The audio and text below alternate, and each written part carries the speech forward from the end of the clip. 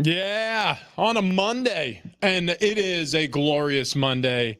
It is a football Monday. We have Monday Night Football coming up.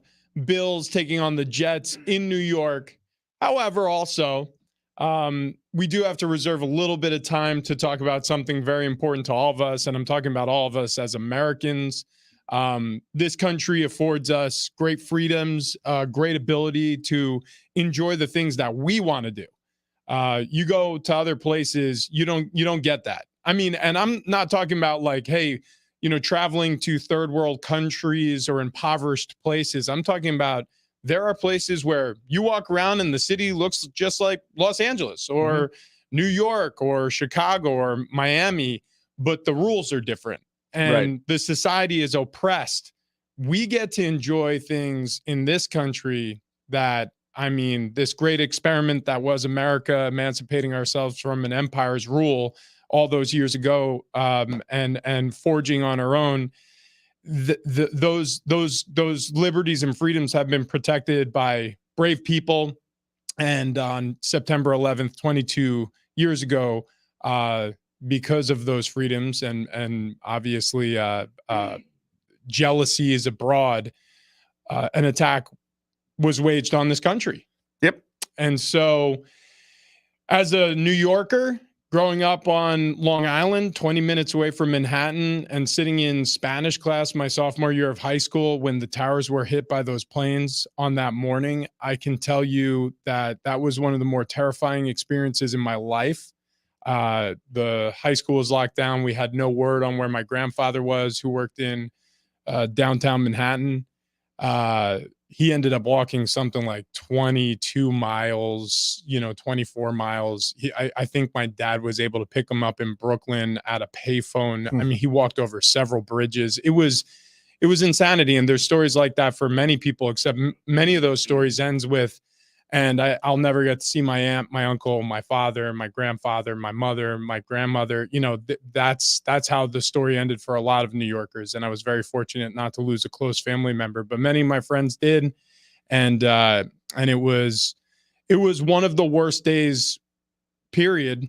This country certainly felt that way too. I know you guys grew up in Southern California, and nobody really talks about that day until it's until September rolls around. But what was that experience like for you guys out here? I mean, obviously a day that I will never forget. One of those where were you win days. And I was driving to work. I was driving to my brother's house. We worked together doing electrical work. And on my way there, I was listening to Kevin and Bean out of Los Angeles. And they were talking about a plane that had hit one of the towers. And as they were talking about it, I thought, oh my gosh, man, some idiot in a little plane ran into a building. I didn't know the damage it had caused. I didn't know the number of people or lives lost. All I was hearing was them discussing it on the air. And right as I pulled in to his driveway, they said a second plane hit a tower. And I walked to the front door, and as I knocked on the door, I was getting ready to say, turn on the news, man. Something's happening in New York. And he said, you got to see this. And we walked in, and I mean, we're glued to the television watching what was happening. And I remember that first tower falling, and you could see the tower, the antenna on top almost sink down inside of it. And the people on the news weren't discussing it. And there was a good 10, 20 seconds before they even mentioned it. And I can only think because they were going, this is impossible. Right. There's no way this is happening. There's no way that one of the towers has fallen. They end up both falling. It was unbelievable. And the feeling that we had as a country after that day, the rallying as Americans, the uniting under one flag, uniting under one team, is something I will never, ever forget. And I mean, I've never felt it since, but there are certain moments in time that reverberate across the planet, reverberate across time and space. And maybe just for a moment, time stands still just for maybe a tenth of a second. And that was one of those times. And it's, I mean, my heart will always go out to all the lives that were lost in the attacks, the plane that they brought down in Pennsylvania. the heroism that went across America, fighting terrorism afterwards, and we're still fighting it today. So look, I mean, to all the servicemen and women out there, thank you. Thank you, thank you, thank you. We can never say it enough. What about you, Fletch? What was it like that morning? I was in my mom's kindergarten class. So people my age some remember, some don't. I do, because I remember that was like the first time my mom was my kindergarten teacher. And that was the first time she put the news on in class. And I think that was the first time for a lot of people. They rolled in that cart, with the old VHS TV that had everything on it. And they put live television on for kindergartners. And it was 9/11. Like that's what was going down. And I remember it was crazy for our family because my mom's brother, the guy I'm named after, actually, Uncle Ben, he was there in New York. He worked on Wall Street, and he has one of those stories too, where he ended up running up all the way. He was across the street or down the block. He was a couple blocks over from the World Trade Center, but ran all the way up the stairs to grab his boss, who was in a wheelchair and couldn't walk, and got him and carried him down all the stairs and walked together with him, literally carrying the dude miles away because no one could get in touch. Cell phones were down. His family was all out here. He was there. Craziness. But that's what I remember from that day, is just a lot of panic, whether you were in New York, whether you were in California. And Travis, what you said, man, 9/12, we haven't had anything like that since. And let's get back to it. Yeah. Yeah. Yeah, I agree. And your uncle's a hero. And there are many stories just like that of people looking out for people. And that's what makes this country great, is when, and look, there's things that divide us all, and I get it. And there are important conversations that need to be had, and I get that too. But at the end of the day, we're all in this thing together. Certainly, the months that followed that, we're all in the fight together, whether it was to rebuild or help out a neighbor or go and literally support people who are going to fight. And and that was the most impressive part about all of it. Wasn't wasn't just obviously how sensational our country was in the moment, but also, like you mentioned, Travis, and you, Ben, the reverberation afterward. It went on for months and years to follow. So look, all those who serve in our military, all those who are first responders, who are the first people called when terror strikes, and that can be in any form. We appreciate you, and as Americans, we can't be here without you. So, and tonight's going to be special, man. No you doubt. talk about a Monday night football game on September 11th in New York. Yesterday they had some tributes during the Sunday night football game, which was at MetLife Stadium, and they were talking early on about the firefighters who were rushing up the stairs when everyone else was running the opposite way. And I can't imagine what we're going to get tonight, but I know it's going to be incredible. It's going to be emotional. You're going to get the feels immediately and often. And that is one of those moments where something can be bigger than football. And I think we're going to get that tonight. Yeah. And that's actually, it's not, to me, what's the word I'm looking for? It's not an embarrassment or too far from the main focal point of this day's remembrance to talk about sports. And the reason being is because sports were such an important part of picking all the pieces back up after that tragedy occurred. Frankly, after this most recent tragedy, one that affected the rest of the world, this pandemic, I feel like sports were kind of the bellwether to let you know that normalcy is returning. Right. So it's very true. And I remember there were a lot of comparisons as sports were returning after the pandemic, things were shifting, or we were finding ways to get sports going in a bubble or whatever. Like we were talking about how it felt eerily similar to the time after 9/11, where it felt like our country shut down. Now this time it was the world was shutting down. And how do you get back to whatever normal was? Well, it's not going to be the same, but you can get back to something that feels normal. And that's where we're at now. I mean, it really felt like sports and football and baseball specifically were really important cogs to getting the machine fired up again. Yeah, and it's a way, one, it's an escape. Yeah. It's something I can think about baseball, I can think about football instead of the tragedy that's happening around us or whatever it may be. And look, as human beings, we need a mental escape once in a while. Yep. So it was that. The other thing, especially with the pandemic, it was a way that differences didn't matter, whether you wanted to wear a mask or didn't, or vaccinate or not, or whatever the storyline was or the fight was. you rallied around one team. And the common denominator was the fact that you loved your team, you love sports, and you could chat and you could have a good time doing it. Where, I mean, there was so much separation for the pandemic time period. Yeah. So it's a neat way to come back. The last time all the American people at one time were fans of the one president was when George W. Bush was on that mound at Yankee Stadium. Because there was nobody that was, or at least didn't accept that was an incredible uniting moment for us. Well, since then, I don't think we've ever had a moment where everyone agrees. Well, there hasn't been a time, thankfully, I guess, that we needed to unify like that. And it didn't matter.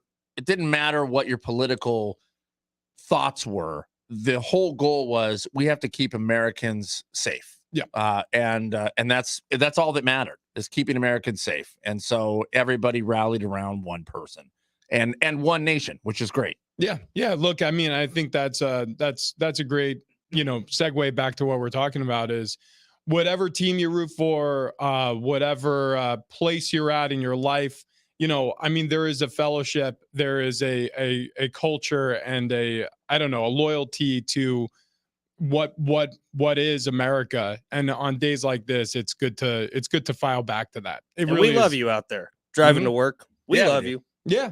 No, listen, I mean, like that's something that we don't say probably often enough, but we get to do this really silly job where we talk sports. Like I said, because we get to enjoy those freedoms that are protected by our troops every day. Obviously by the people who keep us safe from harm, and obviously because of the people driving around listening to this very silly show. And with that, no easy segues here on 9/11, but we'll talk some sports. The Aztecs played this weekend in front of the biggest crowd that they hosted so far at Snapdragon Stadium here in 2023, a loss to UCLA. The Bruins, we'll get to that in a moment. Brady Hoke's going to join the show. It's the Brady Hoke Report, brought to you by your San Diego County Toyota dealers. That's coming up later in the show. But we had a full slate of NFL games this Sunday. Woo! Yeah, we did. I mean, that was a Sunday, man. Like, I enjoyed every single second of it. Everyone, the only thing anyone cares about, how did everyone's fantasy teams do? One was good, one was absolutely awful. Yeah, I had two. One was good, one was decent, one was horrible. I don't know if it scored any points. I think I went 3 for 4 on the weekend, so I won 3, lost 1. But it was good nonetheless. Who's not an on-air DJ in our iHeart League? Oh, that's Andrew Gonzalez. Okay, beat the crap out of him. Yeah, I got whooped by Brian Wilson in sales. But anyways, enough about our fantasy no football teams. Real football really matters. And one of the things that I thought was shocking, and it was in the early slated game, the morning for us on the West Coast, 10 o'clock kickoff between the Browns and the Cincinnati Bengals. Jeez, what did we see there? I do not know. I don't know if the Browns defense got that much better, but Joe Burrow looked lost. And the Bengals offensive line, which they talked about rebuilding during this offseason, was butter. And Myles Garrett was cutting through it like crazy. Man, the Bengals looked rough. The most expensive man in NFL history had to sit the bench on week 1. Dude, he was bad. That was not good. Yeah, he struggled. Myles Garrett is going to haunt his nightmares for the next couple of days as Cincinnati gears up and licks their wounds for their next matchup. But there was an oddity that happened. So the line shifted. So the Browns were actually home dogs prior to kickoff, and all of a sudden a ton of money flooded in on Cleveland, where they became a slight favorite before kickoff. It was a line shift that weird. I mean, I'm talking about betting analysts. We're talking about, we have never seen this before. Like, it was bonkers. It was hours before kickoff. So somebody knew. Yeah, how? And I don't know how, but somebody knew what was going to happen. The Browns absolutely dominated Cincinnati. Deshaun Watson had a rushing touchdown, a passing touchdown, an interception. He looked pretty good. I mean, he's starting to look like Deshaun Watson again after the 20-plus allegations of sexual misconduct that led to a suspension last year, obviously trying to knock off the rust toward the end of the season. He looked good in that game. Well, I think people forget how good he was when he was on the Houston Texans. I mean, making an organization that has been a dumpster fire for the large part over the last couple decades, they were in the playoffs with Deshaun Watson quite a bit, and he was the reason why. Like we were talking before all this stuff came out, that you're a potential top 5 quarterback in the NFL. Yep. I don't know if he's there right now, but man, he looked good yesterday. Yeah, I mean, it was surprising. There was actually a number of teams that surprised me from one side to the other. I mean, that they're supposed to be great and they look absolutely terrible. Like and the then Steelers.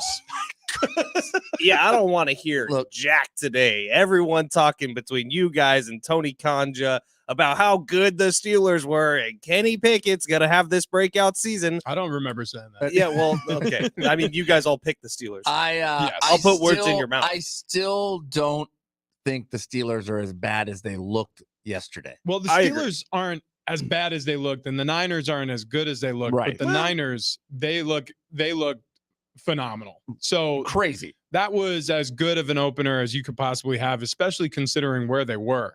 I mean, Pittsburgh on the road, Brock Purdy's first ever season debut as a starter. He looked like he could do anything he wanted. The Brandon Ayuk Brock Purdy thing is a real thing. Yep. He looked good. Ayuk was a stud last year. He had 1,000-yard receiving season. Well, if he was a stud last year, he may be their number one receiver this year. That second touchdown catch he had it was on the right side of the end zone. It was kind of in between the Pittsburgh Steelers defenders' arms. It was incredible. But can I be completely honest and say the most entertaining player on that field was not on the 49ers? Like, I watched that game start to finish. The most entertaining player on the field is TJ Watt. That dude is outrageous. And the Niners have bulked up that offensive line, but it didn't matter where they put him. He was in Brock Purdy's grill the entire game. Which is a testament to Brock Purdy because he handled it. Yeah, no, he did. I was very impressed on how well Brock Purdy played. I mean, blown away on how dominant the Niners looked. My question will be is when the Niners, if the Niners, I don't even know their schedule, face the Cowboys this season, how's that defense going to look against Brock Purdy? Wow. Yeah. Speaking of the Cowboys, my goodness, 40-0 thumping of the New York Giants in New York. Okay, I expected the Cowboys to win this football game. I did not expect to see a shutout. I certainly didn't expect to see a 40 burger put on the Giants. Right. That was a shocking revelation. I guess takeaways from there, Dak looked great or really good enough. He didn't have to do very much. The defense looked just on fire. You had turnovers. You had special teams score a touchdown. You had an interception for a touchdown. I mean, it was 16-0 before you could blink your eye. It might be a good idea to maybe triple team Micah Parsons because it seemed like they were trying to go single team on him on the first half, and he was just not blocked. Yeah. He just had free shots at the quarterback. So Dan Quinn does something, and he did this with the Legion of Boom defenses out there with Seattle. When they were winning championships or contending for championships, you had Micah Parsons moving all around the defensive formation. So he would rush off ball. He would rush off the end of the line of scrimmage, interior rush. Obviously line stunts and blitzes were mixed in to get him some one-on-one looks. So it's easy to say, it's hard to do sometimes, but yeah, number 11 is a marked man for the rest of the season. It's going to be very difficult to fathom that he's ever going to rush against one sole blocker unless it's, I don't know, one of the better tackles in the league. I guess then maybe you can trust him. Got to already be early favorite for defensive player of the year. The way he played yesterday was incredible. By the way, Travis, week 5 Sunday Night Football, 49ers Cowboys in San Francisco. That's going to be a fun one. All right, so let's do this because obviously those were the most shocking games, I think. You know, the Cincinnati Bengals, the way Joe Burrow performed, the Steelers getting absolutely thumped at home, and same thing with the Giants. But what was the biggest surprise of your NFL weekend? Like personally, when you think back to what you saw, Travis, what was the game or player or moment that shocked you the most? I think the Eagles barely getting a win in New England was pretty shocking. I thought they would roll through New England. Mac Jones looked pretty damn good. But the Patriots went down early and then they fought back. They got on a roll. And the fact that the Eagles just barely, I mean, we're talking the number 2 team in the NFL, just barely got out of New England. It was either 16-0 or 17-0 early on in that game. Yeah. And then the Eagles offense just hit a skid, and the Patriots all of a sudden started looking good. Kendrick Bourne had a couple touchdown passes. When's the last time you heard that name? Biggest surprise for me is pretty easy. Jordan Love, who just came out and looked really stinking good yesterday. I think Jordan Love had the most question marks coming into the game. I think he answered a lot of them. My biggest surprise was the way Joe Burrow played. Now, I understand he went against a good pass rush, but this is a guy who was sacked 9 times in a playoff game by the Tennessee Titans and still found a way to win. Like Joe Burrow, the reason why he got paid that money is because, frankly, he's been unflappable his entire career. And he goes out on the heels of signing that contract on Thursday night when it was reported and plays the worst game of his NFL career. I mean, it's unfathomably bad. And I don't get it. I don't get what we watched. Right. Yeah, so that was the most surprising. Now, correct me if I'm wrong, but Joe Burrow has a history of starting slow, doesn't he? I want to say last year he had a baffling week 1 game also. I'm trying to look back to it right now. I can't remember, but you know what? We ran up against the clock. So let's do this. Let's get to the rest of these takeaways from week 1, our first NFL They Sunday lost to the together. Steelers week 1 last year in overtime. In overtime. Mhm. Close game. How did he play, though? 23-20. I remember it being bad. We had a very similar conversation. We'll get to it on the other side. All right. 4 interceptions week 1 last year for There you Joe go. Burrow. There you go. So maybe it is. Maybe it's a weird thing about openers and Joey B. We'll find out. All right. Biggest disappointment, best rookie performance, favorite game to watch, favorite player from the weekend, biggest overreaction of the NFL weekend, week 1. Coming up next, Big Rich, DD, and Fletch.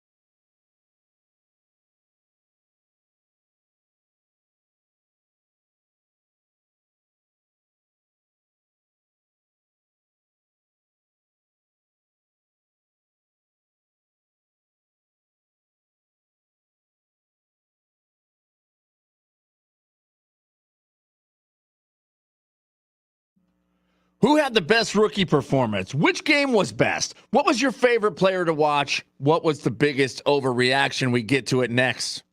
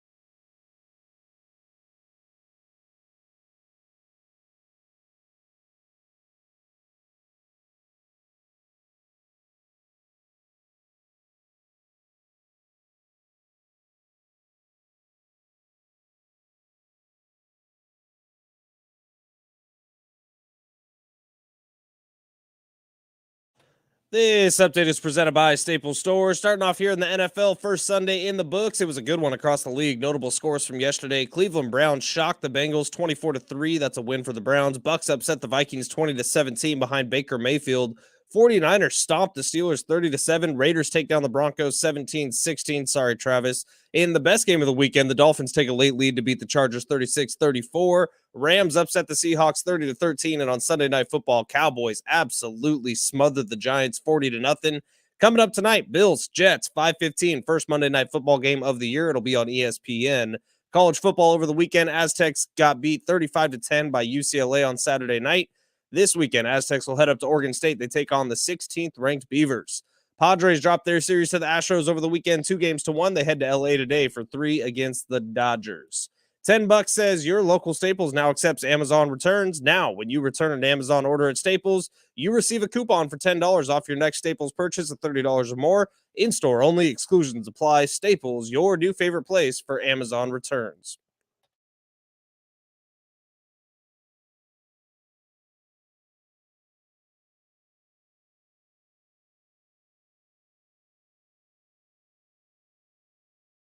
A lot of fun this weekend. So, Travis, you win wine tasting. Oh yeah, very high class stuff. Pinky's out. Yeah. Went wine tasting up in Temecula. We hit up 3 or 4 different wineries, and what we ended up at was Robert Renzoni, and now I'm a member. Yeah. Oh, you bought a membership? Yeah, I bought a membership. Oh, that's really It's cool. so easy to get, Travis. Well, you know what? I was about 11 tastings in. That's what I'm saying. and they had like these breadsticks with marinara sauce. Oh my God. I love breadsticks and I miss them so much. I know. Because all of a sudden, and we can't really talk about it just yet, but we're doing something new on the show. Did you do the drops this morning? I did he hasn't gotten them yet. But he Oh, will. really? He will soon. Yeah. We're gonna be able to talk about this in a couple more days. Wait, what do the drops taste like? Not bad. No, they're not bad. They are super potent. Yeah. They have a Oh. lot of taste to them. Let's put it that way. Okay. If there's one person on the show who's really gonna enjoy them, it's Travis. And you're supposed to do it like the second you wake up. You like wake up, weigh yourself, do the drop, and Oh wait. it fills your mouth. You're supposed to weigh yourself as soon as you wake up? Yeah, I you have log your not weight been- every I day. have Oh, I not haven't been doing done that. that. I have been logging my weight. I have not been doing it when I wake up. Yeah, I've been logging my weight as well, but not when I wake up. Absolutely not. Yeah. So, anyways, we'll be able to talk more about it in just a few more days. I have a feeling it's going to be just a few more days to get to that threshold we were talking about. Oh yeah, Because dropping fast. Daddy's hungry. That is a hungry boy. All right. Yeah. So where we left off was talking about the NFL weekend. We already gave our biggest surprises. Mine was the play of Joe Burrow. Yours was, Ben. It was Jordan Love. Yeah. Who looked really good. In that, His connection with Romeo Dobbs. I mean, the 2 touchdown passes they had. Aaron Jones looks like he's still a young running back. Like Packers look like a problem. they do. Yeah. Nobody wants to play the Packers all of a sudden. No. That looks like it's going to be a pretty good pairing. Little nervous about Aaron Jones. He grabbed that hammy Yeah. on that one touchdown. Now, pass. the Packers have a luxury of having one of the better backups in the league with A.J. Dillon, but A.J. Dillon is really good as a complementary running back to a speedster like Aaron Jones. So that was Packers fans nervous. What was your biggest surprise again? How poorly the Eagles play, or barely a win there in New England. Yeah. I mean, I thought the Eagles would come out and roll, And they did well, until they didn't. Exactly, they did for a few minutes, Yeah. and then New England, all of a sudden, Mac Jones gets hot. They rolled into the first half, and luckily, I mean, if the Eagles didn't stop the Patriots after that second half start, I think they would have lost. Oh, dude, tough place to win in Foxborough. Trust me, I saw it. We were on the winning end of it many times. And then on the opposite side of it during the rest of my career when I was away from the Patriots playing for other teams. I mean, Foxborough is just a house of horrors for a lot of teams. So Philly surviving that week 1 is actually, it's pretty good. It could be a confidence builder for Jalen Hurts and Nick Sirianni and the Eagles moving forward. What was the biggest disappointment for you personally this week? I'll go first because it's the same reasons you had Joe Burrow as your biggest surprise. Joe Burrow is the biggest disappointment. I am so high on him, and we talk about the cool factor and how good he is. Like, I think he could easily be one of the top 2 or 3 quarterbacks in this league. And to see that and to see what he did last year in week 1, it's like, are you just going to start like this every year? Are you one of those guys that gets paid then rests on your laurels? Like, what are you, Joe Burrow? Yeah, you know what? If you'll go Joe Burrow, I'll go just the entire Giants team. I mean, good God, what happened? And coaching staff. It was, oh my God. And ownership. It was awful. It was awful. Specifically Daniel Jones, who was terrible. Danny Dimes was not on Danny Dimes time. No, that was pretty bad. I'll say my biggest disappointment was, look, I have no love for what Spanos and his family did to this community. But I still root for my guys in that locker room. Like, Keenan Allen was drafted the year that I was signed as a free agent. That brought me here to San Diego in the first place with the Chargers. And he sat 2 lockers down from me. So seeing Keenan Allen have success, that makes me happy. Like, it really, truly does. Like, I'm so proud of him. He just eclipsed, I forget what the mark was, but what was it? Oh, it was, I think, 800 catches on his career. And he's tied with Julio Jones as the fastest to do it in his career at this point. Like, pretty good company. And he still has juice, man. Like, he was so good yesterday. He was incredible. He's 30. Yeah. I mean, he's on the wrong side of 30 and he's still playing like this. I love the beard. I love everything about it. And there's certain guys like Joey Bosa. I got to know him a little bit while they were in San Diego. That was the last draft pick, first rounder before they moved up to Los Angeles. But I digress. They find such unique ways to win. They charge her. And I mean, if you think about it, for perfect example, so J.C. Jackson, before the half, commits a pass interference penalty on a Hail Mary. Yeah. Just get out of the way. Let him catch it. Time will expire. It doesn't matter. It's in the middle of the field, but he causes a penalty, and you have a clock stoppage and a free play for Miami. So what do? They tried out their field goal kicking team. They kicked the field goal successfully. You lose by 2 points. Right. Well, and how about defensive specialist, their head coach, Brandon Staley, giving up the most yards Tua's ever thrown for in a game? Tyreek Hill goes over 200 yards, 2 touchdowns. Like, defensive guru, shut up. I don't want to hear it anymore. The Chargers had 0 answers for Tyreek Hill. None. I mean, 0. And then not many people do. Well, okay, but then also true. Well, yeah, well, when they tried to pencil him in, all of a sudden there was Waddle. Like, whoops. I mean, golly, man, Tua looked phenomenal. If he can stay on the field, you're talking about Tua potentially MVP. If he's putting up numbers like that. 466 yards through there, 3 touchdowns, 1 pick. Stupid. Also, J.C. Jackson, and again, I don't want to pick on him, but the interception just reminded me of, he intercepts 2 in the end zone, and then he runs it out to the 3-yard line. It's just making life hard for this team over and over again. Khalil Mack was actually interviewed after the game. This last thing I'll say about the Chargers, then we can move on. Was interviewed after the game, edge rusher for the Chargers, and he literally goes, "Man, that was just stupid." Like, he was so upset. He was like, I was so mad, but we got to fix it. But yeah, I was so mad. Stupid is a good word for the Chargers week 1 performance. Because it's situational football that loses Chargers games. That's charging. Justin Herbert looked really good, though. Justin Herbert looked awesome. Best rookie performance. You got some options here because Bijan scored a touchdown, although his time was split with Tyler Algier. Anthony Richardson, I would say, is my that was favorite. mine. Yeah, I would say that as well. Yeah, I mean, rushed for a touchdown, threw for a touchdown, had the early interception, but looked like he bounced back nicely. It just sticks out, right? Because when you think of rookies in the NFL breaking their way in, I'm sure there were other rookies who had much better games than Anthony Richardson if we really boiled it down to each and every single position player. But that one sticks out because the Colts, their whole season relies on Anthony Richardson, who's a little banged up after that game, by the way. He's got a knee bruise. It looked like to me like he took a hit to the helmet trying to run it in, and that's when Gardner Minshew took over at the goal line. But they said it's a knee bruise. He's also not going to admit if he did get a hit to the helmet. Pretty sure that's accurate. One other rookie I have for you guys to look at, Jordan Addison on the Minnesota Vikings. Yep. Now, they didn't win, but he was really impressive in the game. Wide receiver for Kirk Cousins. Looks like he's taken over that Adam Thielen role. I thought he was a really nice compliment to Justin Jefferson. All right, let's move on from there and talk about our favorite game to watch. Like, which was the game that riveted you the most as you were watching it? And I mean, it could be a blowout. I know Ben's probably going to pick a Yeah, blowout. No, actually, I'm not. The Chargers game was Yeah. the most entertaining game Yeah, of the weekend. Chargers Dolphins. I thought you were going to say Niners I- beating up on the Steelers. Yeah, I loved watching that game, but it wasn't a great game. Like it got kind of so used to it. it did get kind of boring in the second half. I Wait a mean, second. it was Are you like, are you over Brock? hell no, dude. No, all right, I mean, No, it just I'm sounds so like- high on Brock right Okay, now. all I'm right. pretty sure Kendall and I are getting a dog this week. We're naming the dog Brock. What happens if Brock goes down, though? You get the dog, you name the dog Brock. She likes gotta the put name the dog because of the down. name. Dude, this is, I don't know what Rich just said. It was probably pretty mean. You don't do that. But- Don't- whatever you do, don't do that. Okay, I'm just not going to acknowledge. Just don't do that. We're naming the dog Brock, and it's not because of Brock Purdy. It's because Kendall really likes the name Brock. Oh, Wait, is it- right. Yeah. And Yeah, I'm it just signing off on it. Because Sure. of all the times I've heard the name Brock.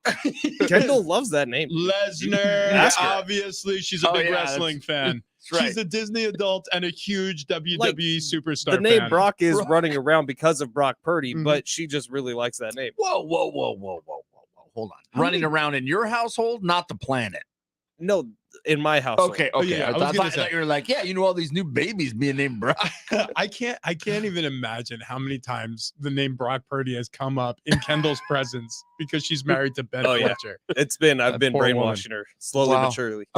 The favorite player to watch. Okay, Ben, Brock Purdy. We No, get it's actually Christian McCaffrey. it. okay. Oh, Okay, wow. different Niner. Dude, Christian McCaffrey is just so good. He's so stinking good. Close second would be Micah Parsons. Yeah, Oh, yeah. mine's a Ooh. tie between Micah Parsons and Myles Garrett. I mean, and really Yeah. they kind of bookended the weekend. Myles Garrett, what he did to that Bengals offensive line was, I mean, somebody should have called 911. How are his arms so big? He's built like wrong. He has legs for arms. Yeah. He could walk on his hands and you would have no idea. I just don't. Myles Garrett's body proportion, there's no way you can tell me it's 100% natural, first of all. Second of all, his arms look like bazookas. if he swung, look, if he swung his, it would feel like you're getting hit by a felled tree. Yeah, right. Yeah, He just hit a you with log swinging around the studio. He here. looks like those Marvel characters that just are supposed to be superheroes, you know? You mean His- that are fake? yes, Yes. exactly. Yeah. Like, there's no way he's 100% Myles Garrett. I'm telling you, what the freakish thing about the NFL is, you would assume that's true, that like everybody's on roids or performance enhancing drugs. No, because he looks more like that than anyone else in the NFL. But you'd be shocked. There are outliers. There's freaks of nature where it's just genetics, man. Like they are as clean as a whistle, but they look like a He-Man doll, like action figure. And he may be one of them. I don't know. I don't know him personally. I'm I don't adding know a what new he's up to. category to this little list we're doing. Yeah, what's Most likely to be on steroids. Myles Garrett, What- number one. Wow. Yeah, Myles Garrett's great watch. Micah was a great watch. Tua was a Yeah, fun watch. Tua. Tyreek Hill. I mean, it was like watching a video game. I know. It was I know. incredible. That third down that the Dolphins had to have in the fourth quarter, where it was a 47-yard pass to Tyreek Hill. It just doesn't make sense. And also, by the way, how about this? You throw a fade to a guy who's like 5'9", 5'10". Yeah. Oh my God. I mean, like the fade route is such an odd play. And I know why offenses like running it, because it's a low percentage play for turnovers. Like, the worst that can happen is the ball's going to go out of bounds. So, yeah, you chuck it up there and try to put an athlete on an athlete out there and play But a it little was basketball. designed for like Megatron, who Yeah. physically outperforms the defender. Or like a tight end, or to your point, a tall receiver. He's 5'10", and he didn't even jump, and he catches the fade and wrestles the ball for a touch. I don't know. Tyreek Hill was probably one of the favorite players to watch too. Biggest overreaction from this weekend? How bad the Jeez. Giants are. Yeah, I think a how lot of bad people. they are? Yeah, how bad the Giants That was a are. bad They're not challenge. going to be that bad all year. Well, I agree. Yeah, I mean, I agree. Will the 49ers ever lose? No. How about I how think- good the Rams looked? Yeah. And how bad the Seahawks look. Yeah. God. See, Geno and Smith, is that a flash in the pan last year? Oh, there was a hysterical play. We should I look saw it up. this. So Aaron Donald I gets tried. free. The audio won't go well over AM radio, Yeah. but it's hilarious. Aaron Donald gets free on a line stunt. So like the tackle picks the center and he's looping around and he has a free shot at Geno Smith if he wants it. And he is chugging, man. So big old number 99 is flying straight away A gap, like coming down the barrel at Geno Smith. And because they have mics up during plays on the field, you hear Geno Smith go, "Oh my God!" And he throws the ball at the feet of a receiver who's like 20 yards in front of him. But it was as he's shouting, he's throwing the ball like, "Please don't hit me!" It was hysterical. And you nailed the inflection because it wasn't like, "Oh my God!" It was, "Oh my God!" He's right there. He is right there. Oh, what a weekend. Yeah, I'm so happy it's back. Yeah, and we get to do this all day long. So we'll return to the weekend that was in the NFL. On the other side, we're going to get to a little bit of Aztecs football, an unfortunate loss to UCLA. But first, let's do this. Let's talk a little bit about my favorite fantasy app, the Underdog Fantasy app. If you don't have it, you need to download it right now or go to underdogfantasy.com. And if you're signing up, sign up with promo code XTRA, and Underdog will double your first deposit up to $100. Okay, so again, underdogfantasy.com or download the Underdog Fantasy app, promo code XTRA. You put 50 in, they'll give you 100. You put in 75, they'll turn it into 150 for you to play with. You put in 100, they'll double it to 200, and then you can go have fun. And I love the NFL pick'em. So you're going to pick, like, say, Dak Prescott. Will he pass for higher than or lower than 250 yards next week? Like, you get to pick one or the other. And if you pair that up, you could win 3 times your money. If you pick 3, you can win 6 times your money, all the way up to picking 5 players for 20 times your money. So you could put in a $5 bet and win $100 if you hit on all 5. It has happened before. I've done it. Travis has done it. Ben has done it. I lost twice yesterday. Ben lost twice yesterday, but he's going to do it again tonight. Monday Night Football. Time for revenge. All right, so get to Underdog Fantasy today, underdogfantasy.com, or download the Underdog Fantasy app. And when you sign up with promo code XTRA to have that first deposit doubled. Okay, coming up next, we'll get to the Aztecs UCLA game. That's on the other side. Big Rich, TD, and Fletch.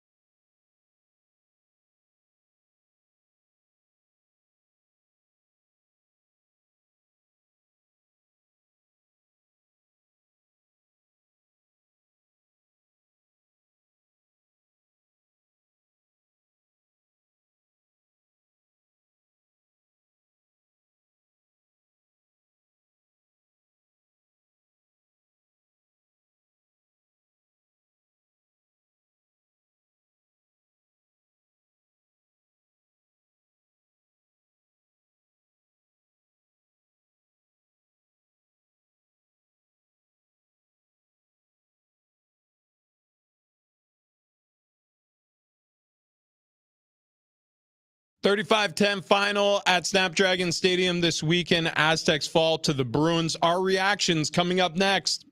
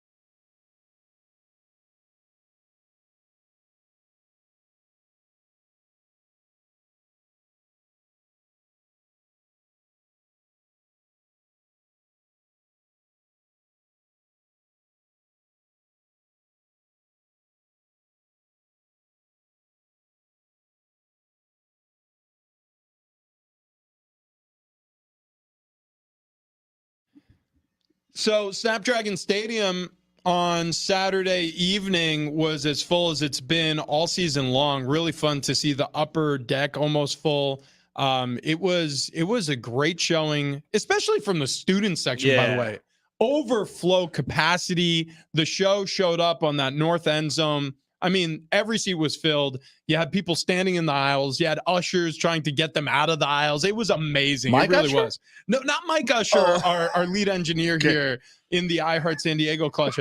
I mean, like the actual ushers who working the game with the headsets and stuff. That was the coolest pregame we've been a part of, because outside of Snapdragon Stadium, it was a freaking party. And they moved our pregame location over to where we're more on the, directionally, I don't know, but southeast maybe. Yeah, southeast. Southeast gate, the Kaiser Permanente one.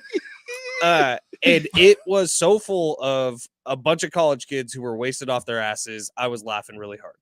Nice. Yeah, the students have shown up every game, and it's been fantastic. I mean, I'm happy to see that. Was not happy to see the end result there. Yeah. Yeah, it was look, UCLA, we knew it coming in, super talented backfield. They had question marks at quarterback. I think those question marks can be straightened out into exclamation points now because Dante Moore looked pretty good, the true freshman. Chip Kelly doing going all week? Said, we're playing all three. We're playing all three. Well, Dante Moore is a stud. He did this the week prior. So against Coastal Carolina, the plan was going into that game to play 3 quarterbacks. They only played 2. Ethan Garbers got the start, and then Dante Moore took over. And then you saw more of Garbers. And so I truly expected to see all 3. Garbers did not play. Dante Moore played until they put in Schlee, and then even Schlee had success out there running the option offense. They completely switched around what they were doing offensively from really more of a passing attack to just running the football. It was one of those games where it's an ugly film room session for the Aztecs this week. And as they move on to Oregon State, it doesn't get much easier. That's a very talented football team that you now have to face on the road in Corvallis. So look, it's a tough stretch, but when do you leave? What's that? When do you leave? I have no idea. Friday sometime. But I don't even know if they know You because can the get plane loaded on a schedules. bar car Friday, then jump on the team charter. So That's a recommended. really good idea. Yeah. Uber to work that day. Uber straight to the airport. That would be smart to show up for a plane ride full of college football players hammered drunk. That would be smart. That sounds No, like you just sit next to Ted. Let him do the talking. yeah, that sounds exactly like something that I should and would do. And reek of alcohol. Yeah. Hey, what's that? You guys good play the Beavers? Let me tell you something that I know about Beavers. Uncle Richie here with you. Hey, maybe don't. That would be great. No. No. I think it's a good idea. I'm just going Let's go to with that. I'm probably just going to have a couple of sips, and I'm going to let you guys really feast on the. We just taste on a bar card Friday. Travis, taste. the room's getting real fuzzy, boys.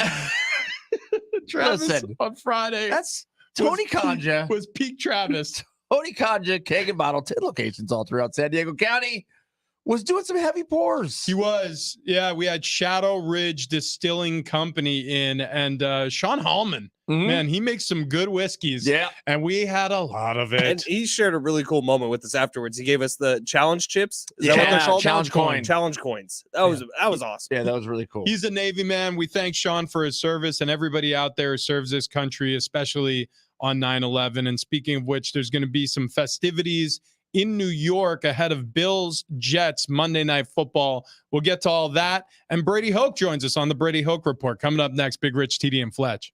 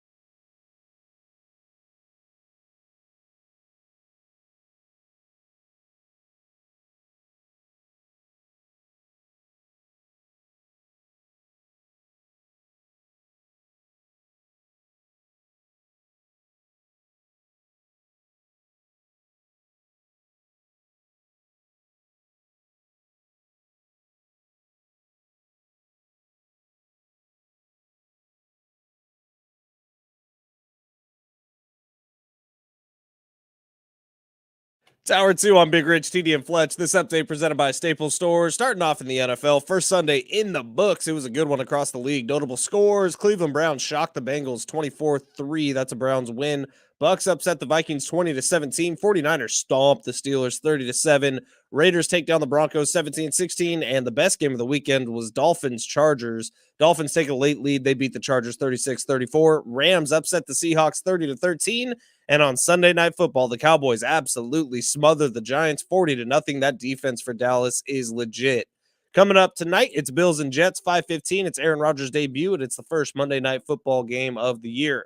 College football over the weekend. Aztecs got beat 35-10 by UCLA on Saturday night. This weekend, Aztecs head up to Oregon in Corvallis to take on Oregon State, the 16th-ranked Beavers, who are expected to move up in the A-poll once again today. Padres dropped their series over the weekend to the Astros 2-1. They head to Los Angeles today for 3 against the Dodgers. $10 says your local Amazon accepts Amazon, or your local Staples now accepts Amazon returns. Now, when you return an Amazon order at Staples, you receive a coupon for $10 off your next Staples purchase of $30 or more. In-store only, exclusions apply. Staples, your new favorite place for Amazon returns.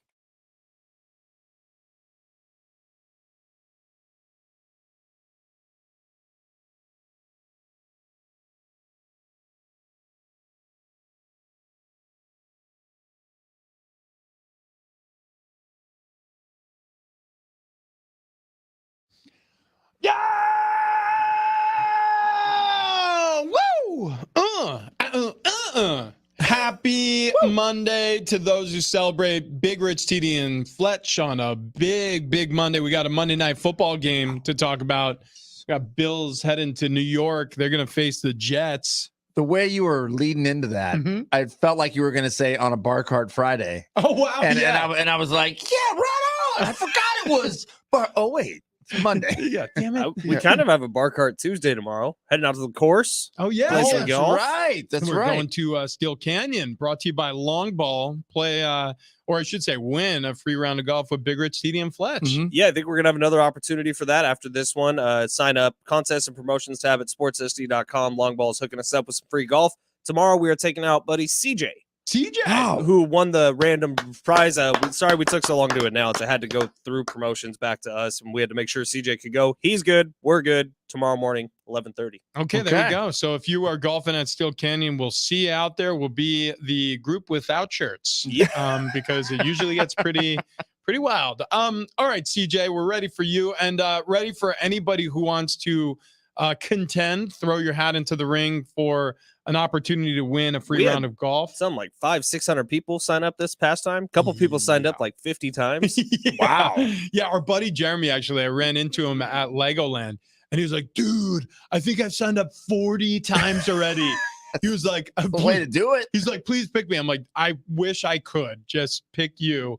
I was like, but all of the entries are put into the hopper. It's randomized. And so, unfortunately for Jeremy, CJ got it this time. Fortunately for CJ, he gets to golf with us, but there will be a next time. Again, all this brought to you by Long Ball. Just go to sportssd.com, promotions, contest page, and you can win a free round of golf with Big Rich, TD, and Fletch if you sign up there. Okay, so we've got the Jets hosting the Bills. And again, it's a day, obviously, to remember the bravery on 9/11/2001 when it wasn't just the servicemen and women who went overseas to fight against the terror that obviously struck this country. It's also the first responders. And you saw, for example, Mike McCarthy was wearing the FDNY hat in New York as the Cowboys were taking on the Giants. You're going to see a lot of people supporting the local fire department, but I know it extended far beyond that. I mean, they were shipping in firefighters from all across the country. In fact, I guarantee we all live amongst people right here in Southern California who flew to New York to help out their brethren in the fight to save lives. And then not to mention every Air Force base, every military base around the country who got put on high alert, bringing in people off the National Reserve who were working countless hours in the days afterwards, who they never get talked about either. And well, it's because they weren't in the immediate line of fire, but they were up and they were ready. Every flight was grounded in the United States outside of military planes in the air watching over us. Yeah, that was very odd. I mean, just an odd feeling that it happened. But I mean, just a crazy time in history, a moment in history that forever changed America moving forward, changed the world, really. Yep, yep. There's no doubt about it. But here we are, 22 years later, and grateful. I think more than anything that Americans, when threatened, when challenged, rise to the occasion. There is no doubt about it. This is the best place to live in the world. I don't care what anybody says about their home country.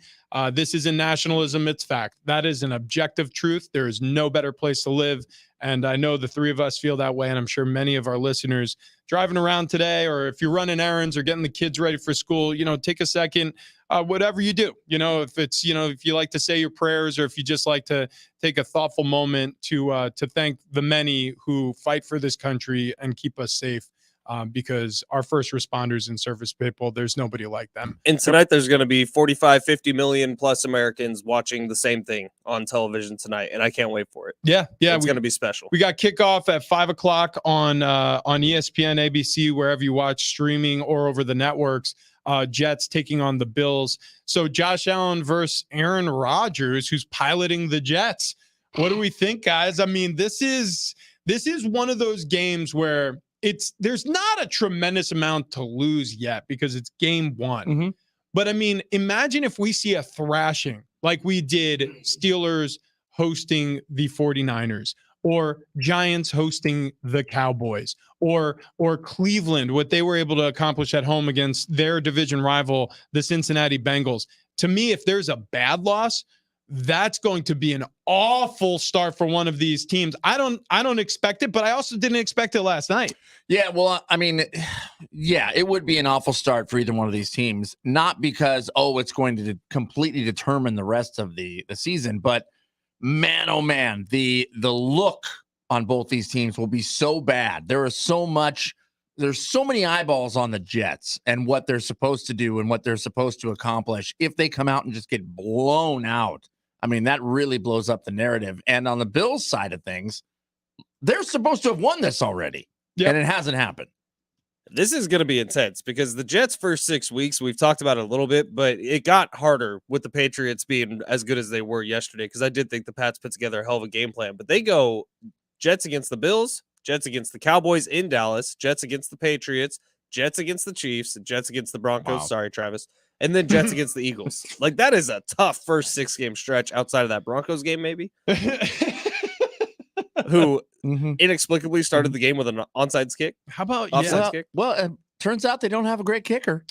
So why not just kick it 10 yards? To do a surprise onside kick to start your season. Bold, man. I mean, Sean Payton's got some onions. I'll say this about that. I mean, I guess he's playing with house money. If it goes really well with Russell Wilson, he's going to get all the credit in the world because, hey, you fixed Russ. You let him cook. Way to go, Sean Payton.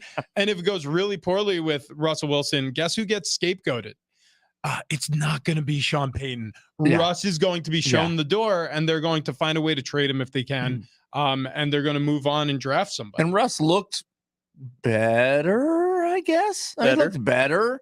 But, I think that was just a little more a better play design for him. They called better schemes for him. And man, oh man, what was crazy as we digress from this Bills and Jets game, what was crazy is if you had Cortland Sutton on your fantasy team, you were sweating it because he was never throwing the ball until the very end of the game. Yeah, but that's a touchdown. I will say, and we saw some glimpses of the old Russ where he's getting outside the pocket, he's improvising.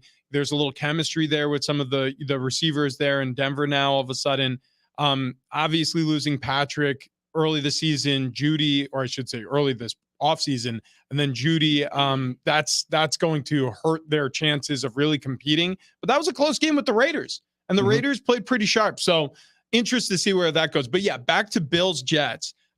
Josh Allen is one of those players who I would put in the category of we're going to need to see something pretty soon from Josh Allen. Yeah, I think you're right, Rich. The other thing that I find just fascinating is how Aaron Rodgers has become America's sweetheart. I mean, somehow this narrative of he's been the bad guy, he's been the evil villain, has been turned around, and part of that I think is with Hard Knocks, but just just the whole media spin, how he's just a happy guy now to be in New York. Mhm. And I think we'll see it on the field. I mean, I think we will see it. I have a feeling the Jets are going to win this one. I agree with you that the narrative around Aaron Rodgers is that he's America's sweetheart. There are a lot of people out there, the real fans watching the game, who hate Aaron Rodgers, and I think I'm one of them. Yeah, but you know what?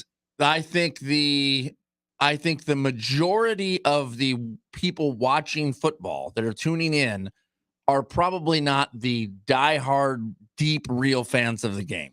And so you have people like the wives, the girlfriends, the casual watchers who are just getting the feeling that, wait, Aaron Rodgers, well, he's actually a really great guy. You know what? I'm pulling for Aaron Rodgers. Well, this is what I will say about Aaron Rodgers. He's controversial because of things he says, but he's also approachable because he's authentic. So there's certain people who can't stand him because they feel like he is arrogant or he's aloof or he is, has too high of an opinion of himself. He's a hippie. He does ayahuasca. Yeah, or that, or it bugs you that he's like but none of that stuff bothers me. Like, honestly, I mean, and also people's opinions.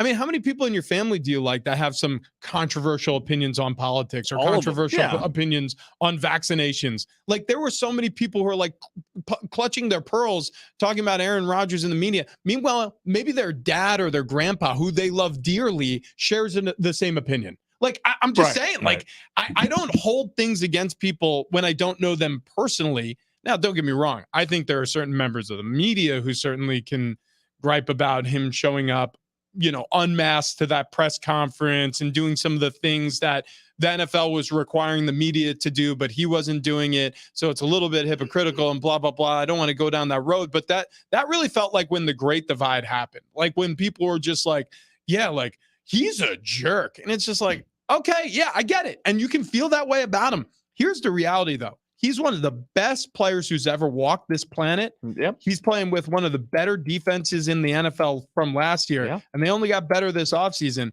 And they're healthier on offense and they brought in some weapons. I'm pretty high on the Jets. We talked about it. What was their win total? 9, 8.5, something like that? Yeah. 9.5, 8.5. I'm taking the over there because I think that's a Super Bowl contending team, even though the AFC is crowded. It is incredible how little I know of East Coast geography.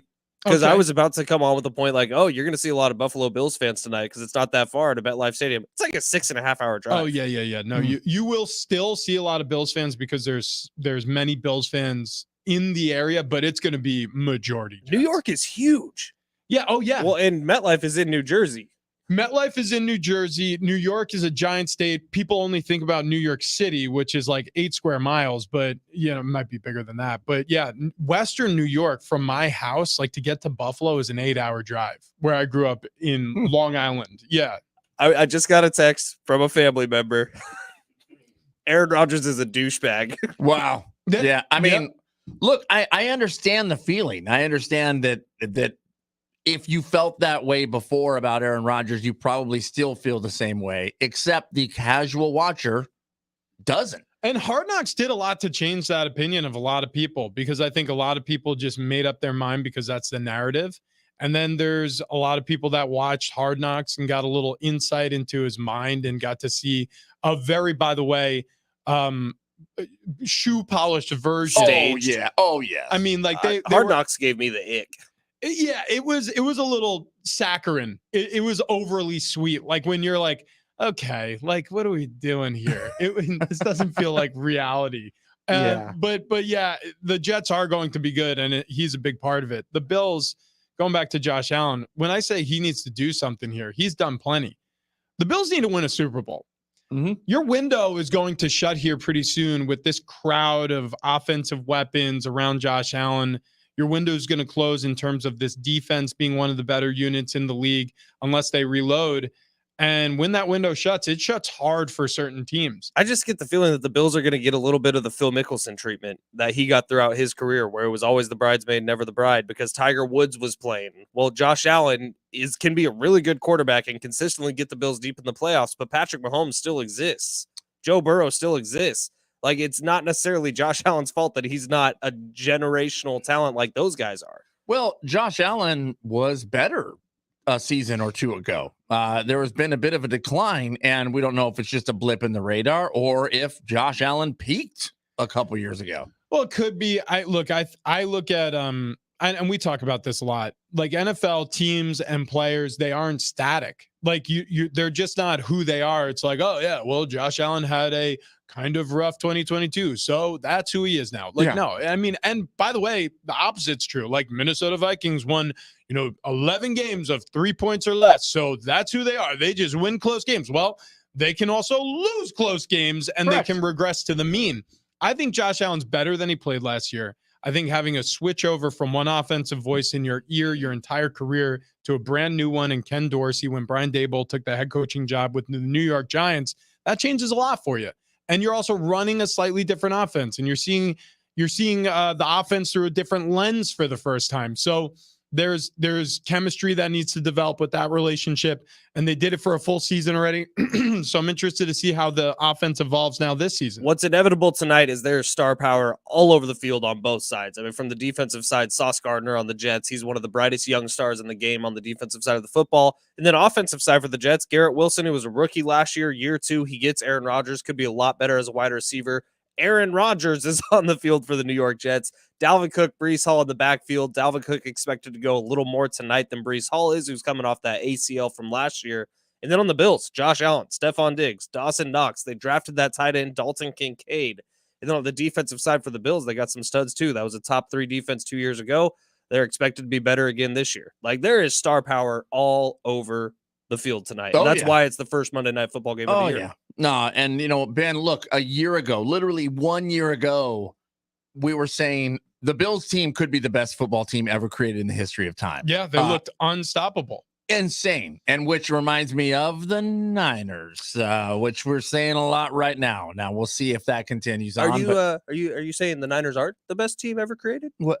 Is that what you just said? What? I don't know. I don't know. Only time will tell. I mean, they won by a lot yesterday. I don't know if you saw that. Yeah, but not as much as the Cowboys. It's a good point. Oh, it wasn't the biggest win of the day. We're classy. We took the foot off the gas in the second half. The Cowboys scored all their points on defense. It was like, well, I don't think it matters on the scoreboard. They only scored 1 touchdown on defense. They scored 2. Well, one was special teams, but same thing. Just one on defense. So this weekend in the NFL, if it proved anything to me, its defenses actually are going to shine in the opening weeks of the season. Offenses, they still to this day, even though everybody runs the spread wide open systems and everybody's, trying to score fast and everybody has a good quarterback, it seems defense always coalesces first. We're just seeing it. Now, don't get me wrong, you could have high scoring games like Chargers, Dolphins, 36-34 final.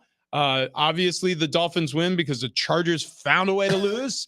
Even though, you score 34 points most of the time, you're like, yeah, we're going to sail to a victory here. Yeah. Not if you're the Los Angeles Chargers. But yeah, overall, I think that's what we're seeing. Also, another thing that can have an effect is weather. Mm-hmm. A lot of bad weather games this weekend. A lot of rain. And September is like that. You go down to the South and you play in open air venues like in Miami. It is brutally hot and humid still left over from the summer. You go to the Northeast or the Midwest, you're playing in potentially torrential downpours like we saw in that Cincinnati-Cleveland game. So that could have a big factor tonight. I don't know what the weather looks like in New York, but it definitely had an effect over the course. It was wet out there last night in New York. It was pouring last night. Yeah, pouring last night. Yeah, we'll see. I think it's going to be a great game. I hope it's going to be a great game. The rain should clear up by the nighttime, but it's raining right now. Yeah, the field could be wet. Did you see Daniel Jones got face planted one time? I can't remember who. I'm going to assume it was Micah Parsons. But he got face planted one time last night, and then he stood up, and literally his entire face was covered in that rubber from the field, the little rubber dots. Sweet. Pellets. Yeah, that's delightful. Yeah, Damar Hamlin, by the way, inactive. Right, yeah. Is that a coach's decision, or is he injured? Not injured. Coach's decision. Yeah. Actually, oddly enough, and I don't know what's going on with this situation, but Rashad Penny, former, or I should say Aztec for life, great first-round running back talent for the San Diego State Aztecs football team, went to Seattle, obviously in the draft, now with the Philadelphia Eagles, was a game day inactive in this game against the New England Patriots. So curious to see what the path looks like for him this season. We're definitely rooting for Rashad Penny. And the Eagles' rushing attack, not like it was incredible yesterday. Nope. So yeah, interested to find out what's going on there. They got these highlights of Green Bay up here right now versus Chicago, and Jordan Love just slinging it, and it just looks absolutely incredible. And I have to think, did Aaron Rodgers sell the Bears to Jordan Love? Someone made an official bill of sale yesterday. They did, really? Yeah, it looks like your Tom Brady ass stand. I mean, the real legit one that we gave to Rich. Yeah, that's right. But it was that's real, guys. Yeah, it's real. Change of ownership, and it had Aaron Rodgers' signature, Jordan Love's signature. Fantastic. And then, did you guys see the Jordan Love? I'm just Ken, but I'm just 10. No, It was like a comedy no. sketch. It wasn't actually Jordan Love, but they got a guy who looked like him to sing a fully new version of "I'm Just Ken" from Barbie. I did Not a fully nude version. No. Okay. I'm gonna send you guys the clip. It made me laugh really hard. I wrote in the thing in Twitter or X, whatever you call it now, last night. I was like, it's crazy that the mayor of New York moved to or the mayor of Chicago moved to New York, and the Bears are still struggling so much with the Packers, something like that. But yeah, everybody had the same take. It's like, yeah, it's still a problem for the Bears. It is still a problem for the Bears when they host the Packers. All right. Want to talk to everybody about the Good Feet story. You hear me talk about this all the time. Yesterday is a busy day for me. My schedule takes me up to Los Angeles. I got to go do the Fox Sports radio show. I'm on my feet all night doing the NBC show. And my back feels great this morning. And it's because I wear these arch supports from the Good Feet store, which have numerous benefits. It's not just the pain relief I feel in my joints.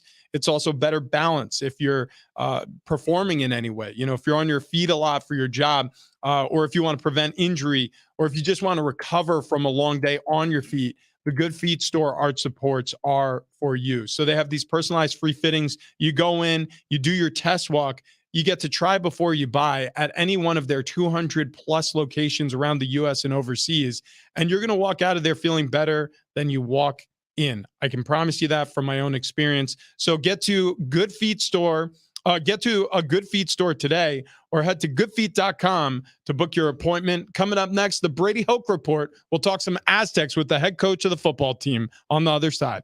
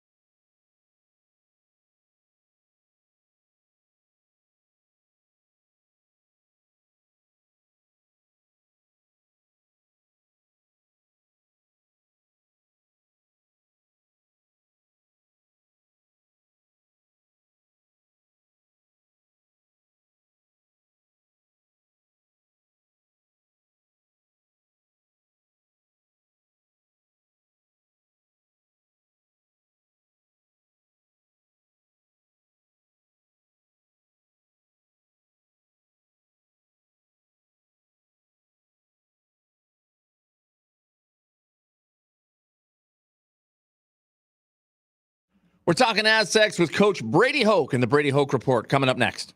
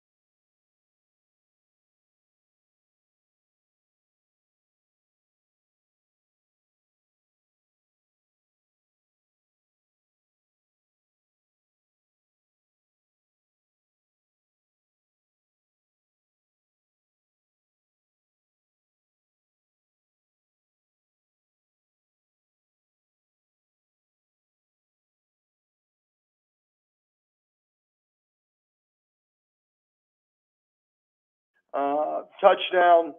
But we were playing hard. We had 3 3-and-outs in a row defensively. I thought the offense kind of got into a rhythm a little bit. And I thought we were doing a little better there. And then kind of with four minutes left in the second quarter, we kind of went south a little bit. So, there's a lot there that was we did well, but there's an awful lot still that we need to keep working, keep doing a better job. We want to run the ball better. I thought we bounced back in some ways. Jalen did some really good things, and we just got to keep getting better. Coach, Jalen, speaking of him, he got banged up a little bit in the first half, took a real nasty shot from one of the UCLA linebackers to the ribs. How's he feeling today? It was reported during the game that it may have been a shoulder or a chest thing. What's he doing now? He's fine. He's fine. We give them Sunday off, but they do their training room stuff and all that. So we're excited to get out there with him on the field. Brady Hoke joining us, head coach of the San Diego State Aztecs football team, 2-1 heading into Corvallis, Oregon to play the Oregon State Beavers. They're off to a hot start this season. So no rest for the weary, Coach. What is it looking like in terms of the scouting report coming up this week against the Beavers? Well, number one, they've made a really, really big investment into football up at Oregon State. And I think Jonathan Smith has done a really, really nice job. The new stadium or new side of a stadium and what they've done there. It's going to be a good crowd because, they got a good football team. It's going to be loud. We got to be able to handle crowd noise and got to be able to do a good job from that standpoint so that we don't hurt ourselves. And that's the one thing out of the UCLA game is we were much better when you look at the discipline and taking care of ourselves and not hurting ourselves with dumb penalties. Coach, how do you get the team ready after you come off of a loss that maybe is in the player's head? I mean, what do you say? What do you do in the locker room? Well, you're consistent. You're consistent when you win. You're consistent when you lose. And they had the day off yesterday, and then today we'll come in. They'll come in, watch the tape. We'll talk about the things that we did poorly first, and then we'll talk about the things that we did well. And really, that the consistency from one week to the other is really what you need to have throughout the season.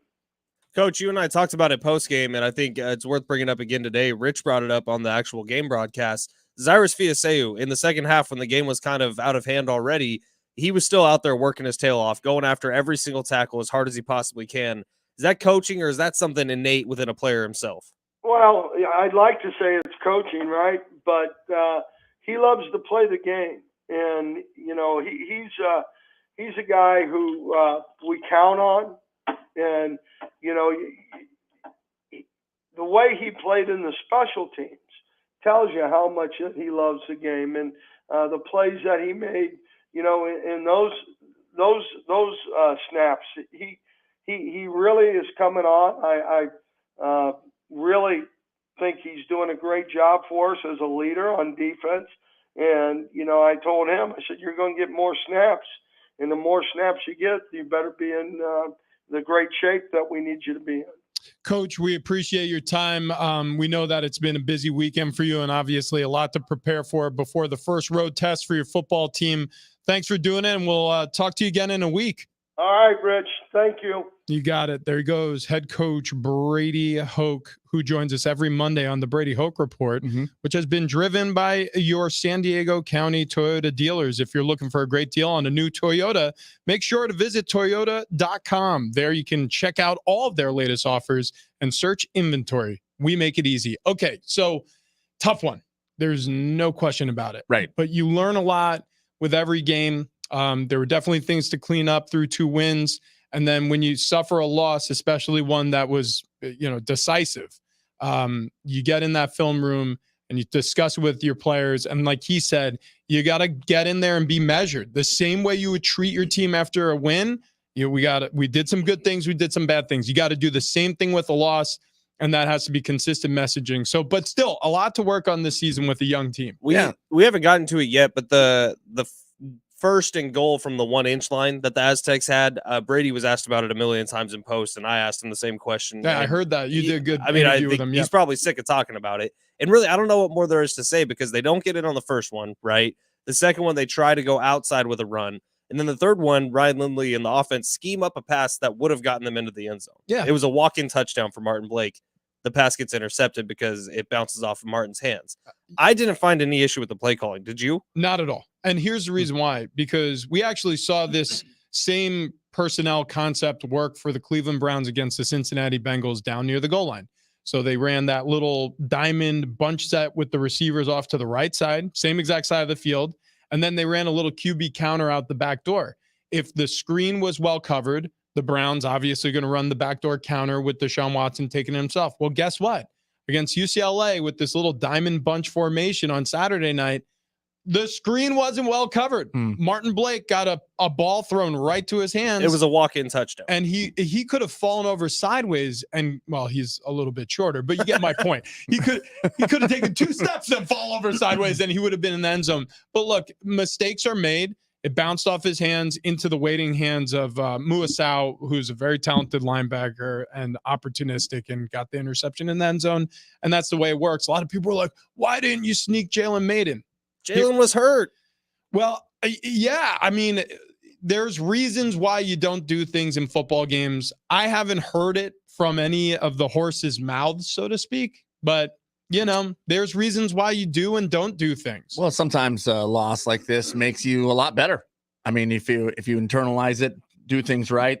We also know that when you're talking goal line, 1 inch to go, we know on this show that 1 inch is a lot. It's it's a lot.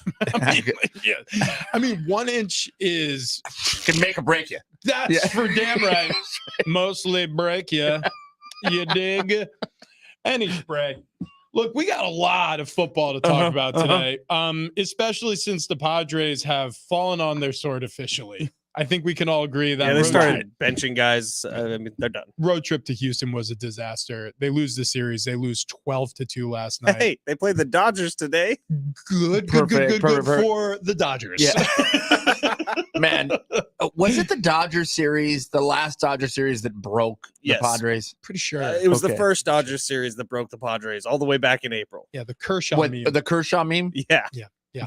Thanks, Padres media staff. That was great. Anyways, moving on, we've got a lot of film to break down, just like the Aztecs, except we're going to take you to the best highlights from this NFL weekend. We take you into the let me start over. We take you into the film room coming up next.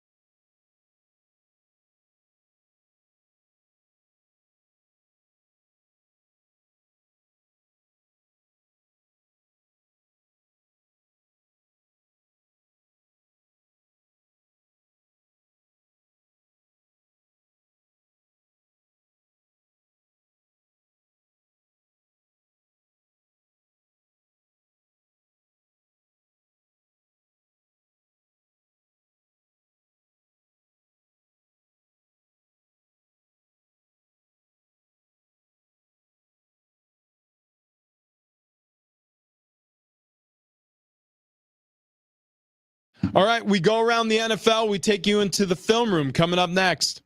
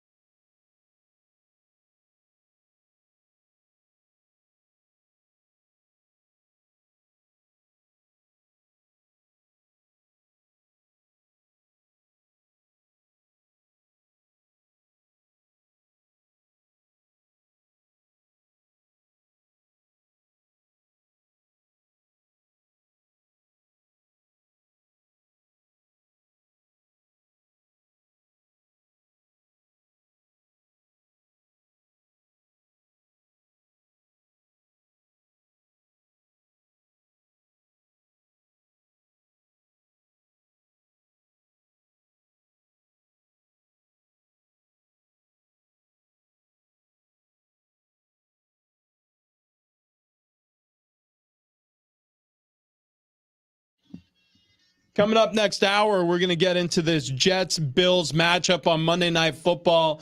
Jets hosting the Bills in MetLife.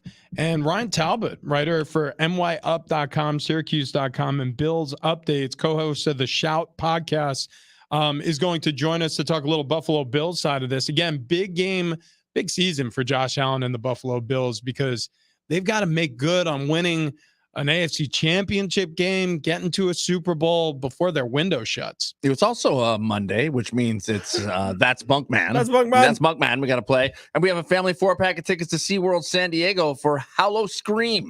That's right. Tickets and info at SeaWorld.com or just keep listening for your chance to win. Yeah, actually, the family was at SeaWorld this weekend. I was up in LA doing the radio show, then back down to San Diego to do football night in San Diego with the NBC guys. And I came home and all the kids were showered and in their PJs. And I was like, what's going on? I was like, you guys were like, yeah, we just rolled in from SeaWorld and just threw them in the outdoor shower and just said, hey, look, we're not even going to get into the house and fight you. Hose them off in the driveway. Yeah, they had so much fun. SeaWorld has turned into, obviously, the attractions with the sea animals is incredible, but the roller coasters went on. The neighbor kid went with them. My oldest went on the roller coaster, the manta ray, with his buddy. So it's just an awesome time. So, anyways, we're excited to give away this family 4-pack. But let's do it. Let's get into the film room. Let's start up with Bijan Robinson, Atlanta Falcons running back, first rounder from the Longhorns. He got in for his first career touchdown on a short pass from Desmond Ridder. Bijan Robinson lined up in the slot, going in motion here. Bijan Robinson dancing around. And he has the football. Puts a move on. Bijan Robinson, he's going to hit his first NFL touchdown. Perfect time to call this play. So you had a blitz on, and he goes into short motion, and he brings the blitzer to the line of scrimmage, and then he runs out on like a little flare to the flat, bubble screen look for Bijan Robinson. Perfect pass right over the blitzer's head, and then he had one man to miss, which was the linebacker trying to sprint out there to cover him. He almost got popped, and Bijan somehow put the Madden juke move on him where it was just a jump cut to the left, and the linebacker looked foolish. Yeah. Bijan is a problem. Yeah, well, nothing in comparison, Avi, to what happened with the San Francisco 49ers. Christian McCaffrey. You're talking a little Madden juke move. How about this is like Madden 92 stuff where all you could do was spin, and that's all he needed to do. C-Mac with a 65-yard TD. Trying to do something here with Christian McCaffrey. Got a bruising block from Brandon Ayuk. Got another from Ray McLeod. Turned it into a touchdown. It's a 65-yard lightning strike from McCaffrey. It was awesome, man. You're absolutely right. He hit that circle button on your PlayStation remote right there in the hole and made the one-man miss. So offensive line, credit to them. They did an amazing job just moving people, getting on their blocks. And he had one man to make miss, and he did. But Ayuk and McLeod. First of all, Ayuk decleated whoever it was on the Steelers who came over to try to get. And I think it was Minka Fitzpatrick. He annihilated him. And then McLeod got in the way, and that's how you get huge chunk plays like that when your receivers block for you. Awesome. Christian McCaffrey did the thing where he kind of grabbed Ray McLeod by the back. It was pointing him where to block him. Yeah. And so at the end of the run, he sort of threw Ray McLeod into the next guy. But moving on, maybe the two most exciting plays of the weekend were late in the fourth quarter, Miami and Los Angeles, and Tyreek Hill went full God mode. I'll play them back to back. The first one is a 3rd down and 7, and they decided to go for 47. And then the second one is the touchdown that would eventually win the game. Here on 4th down, but let's see how this third down unfolds. Tagovailoa, hunt the block, Tua on the move, going deep, speed race. He's got Hill! He's got Hill! He beat James! What a play! And they go to the end zone and caught Hill! Touchdown! Touchdown! Incredible. The Dolphins have recaptured the lead. Incredible. I love Kevin Harlan. Kevin Harlan Football Kevin Harlan is great. Tyreek Hill, let's put it this way. He's unguardable in single coverage, and the Chargers tried to layer him, kind of do an over-under thing where they bracketed him with defenders. And Tua Tagovailoa, to his credit, was dropping dimes all game long to his favorite receiver. It was an incredible performance. You think Mahomes and the Chiefs are looking at Tyreek Hill now going, damn it. I tweeted that yesterday. That exactly that? Pretty much. So Tua 466 through the air, and then obviously Hill 215 receiving with 2 touchdowns. If you have him on your fantasy team, good job. Good job. And I'm assuming you started him. If you didn't, you're an idiot. All right, moving on. Last one. We got a defensive score in the first quarter from the Cowboys. Deron Bland on the interception return for 6. 3rd and 19. Jones gets it out. Barkley got hit, fumbled right in the air, and it flies into the hands for a touchdown of Deron Bland. Yeah, Daniel Jones, rough night, just getting pressured constantly. This one was actually a clean pass out, short pass to Barkley. Trayvon Diggs got a nice pop on him, put his head right on the ball in the air. Bland comes down with it, and then it's just a foot race to the end zone, which he won. Big hits this weekend all over the league. You see the guy on the Raiders? That was a scary situation. That was a helmet to helmet. Oh, yeah. But all over the place. There were a lot of catches, 1-2, ball gone. Yeah, Jacoby Myers was the leading receiver for the Raiders in that week 1 victory over the Denver Broncos, man. And they may miss him next week. That was scary. They probably, given what happened to Tua last year, I don't think anybody who suffers one of those type of hits to the head is going to play in the next week's game. I don't think the NFL is going to allow it. That was one of those where they went to commercial break right after the hit, and I was expecting to see him still on the ground when they came back. Yeah. And fortunately, he was actually up walking himself off the field. But when he went down, his eyes were open. No one was home. Yeah. It's a really dumb sport, but we love it a whole lot. There's no question about it. Speaking of which, we got Monday Night Football coming up in New York. Bills taking on the Jets, and we're going to catch up with Ryan Talbot, writer for NYUp.com, Syracuse.com. Bills updates. He joins us on the other side. And also that 4-pack of tickets to SeaWorld. We're going to play That's Bunkman with you. That's on the other side as well.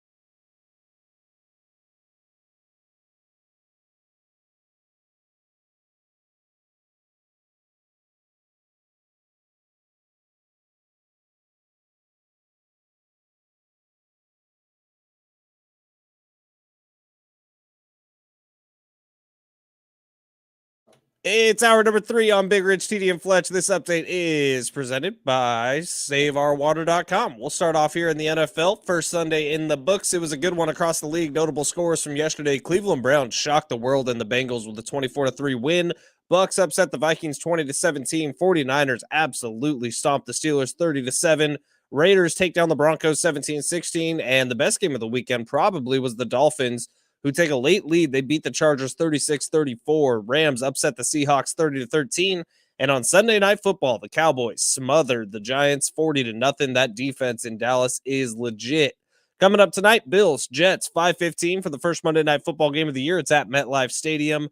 College football over the weekend. Aztecs got beat 35-10 by UCLA on Saturday night. This weekend, Aztecs head up to Oregon State. They'll be taking on the 16th ranked Beavers. Padres dropped their series to the Astros over the weekend, 2-1. They head over to LA today for 3 against the Dodgers. Water, all of life depends on it. So for the love of water, California, everyone has a part to play when it comes to reducing water waste. Let's make conservation a way of life. Find ways to conserve at SaveOurWater.com.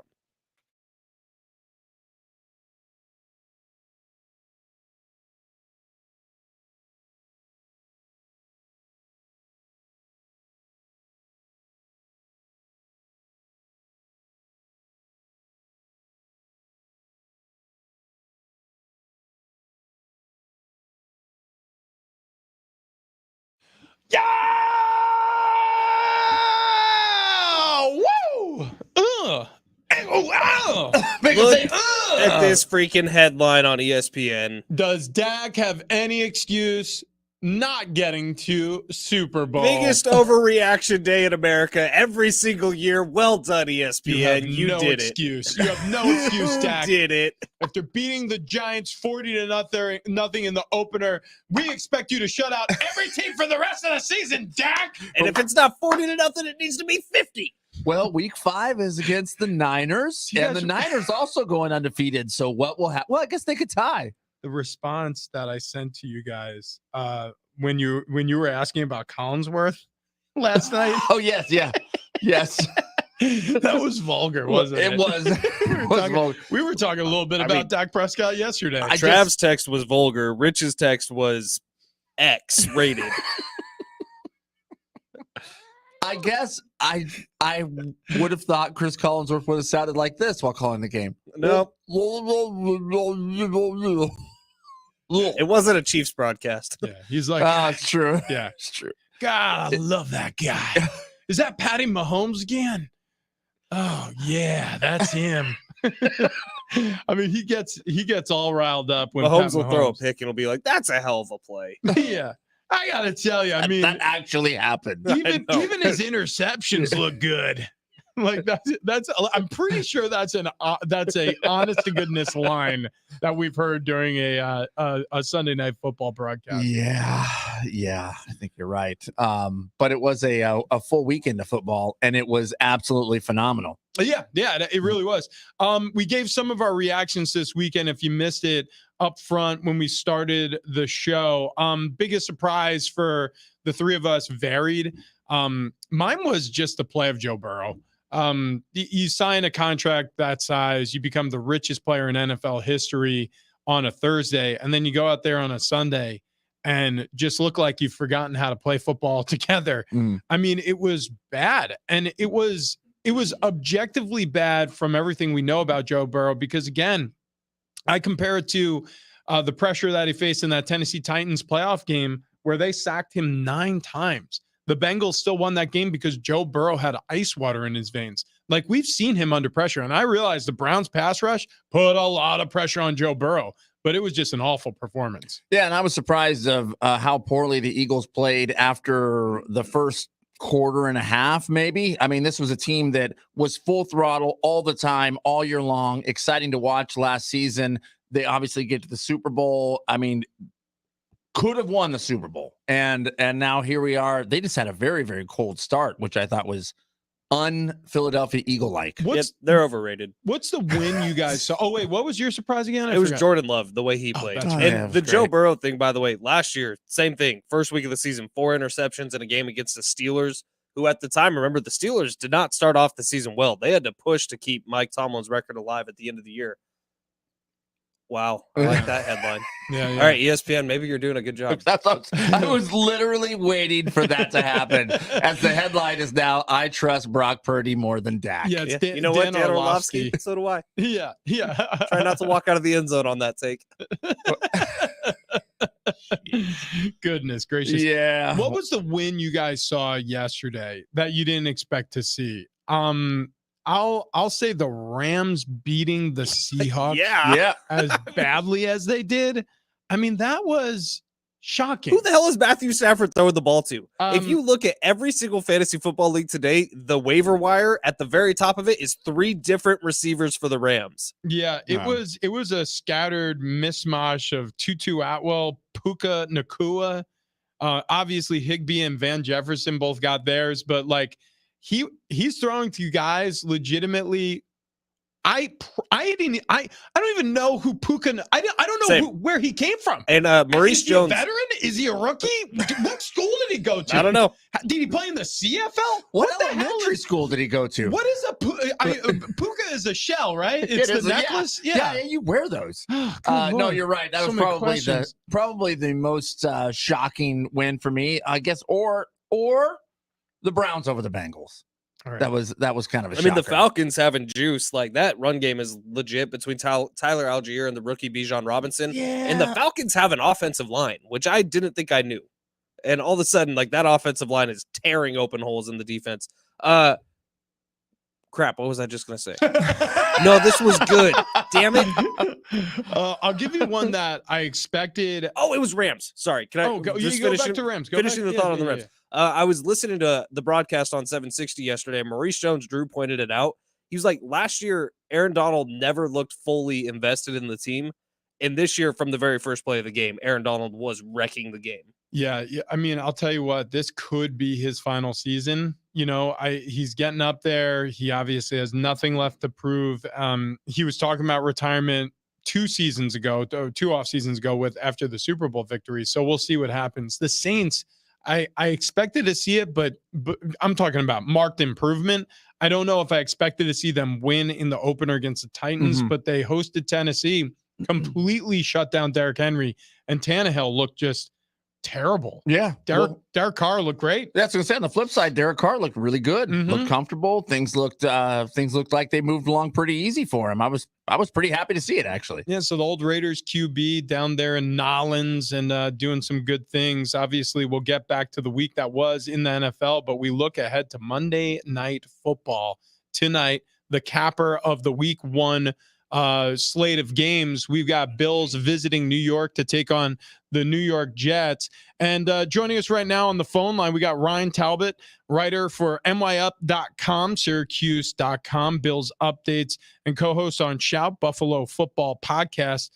Ryan, so Josh Allen, we were just talking about this. A lot to prove this season. It sounds weird saying that, right? Because Josh Allen's been so good. They've completely gentrified the feeling around Buffalo about this team with Josh Allen at quarterback. But with Mahomes and some of these other quarterbacks in the AFC, it's tough for him to break through. And the window is going to close pretty soon. So what's the feeling on the ground in Buffalo on Josh Allen and this Bills football team? Is it kind of like we need to win a Super Bowl or bust at this point? Yeah, you know, obviously, I think that they know that with their prime weapons, not just Josh Allen. You have Stephon Diggs, who will be 30 next year. You have some older players in your secondary on both sides of the ball, too, on your line. You know that window is closing in terms of having all of those skilled players. But with Josh Allen in the mix, as long as he is playing at the level that he can play at, I think the Bills can also mix and match some of those in. So I wouldn't say it's Super Bowl or bust, but obviously, like you said, this AFC conference is only getting better. You know, obviously you have the Chiefs and the Bengals that everyone talks about, and the Bills. I think you have a nice up-and-coming team in Jacksonville with Trevor Lawrence at the helm.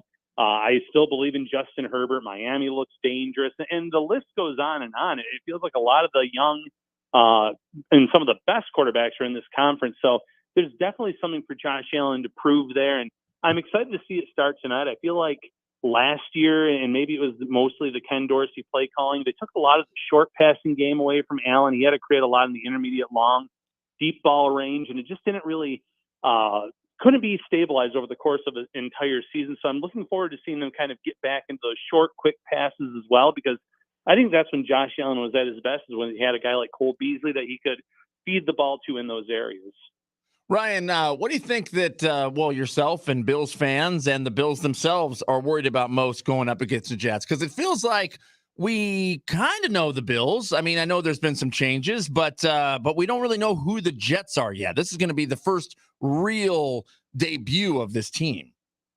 Yeah, I don't want to take anything away from Aaron Rodgers and the offensive side of the ball, but if you're a Bills fan or cover this team, I think the biggest issue is going to be that Jets defense. They played Josh Allen pretty well. And, I looked at the last 4 games. Josh Allen has had at least 290 total yards between his arm and his legs. And you would think that's a lot, but they've stifled him at times. They've created turnovers.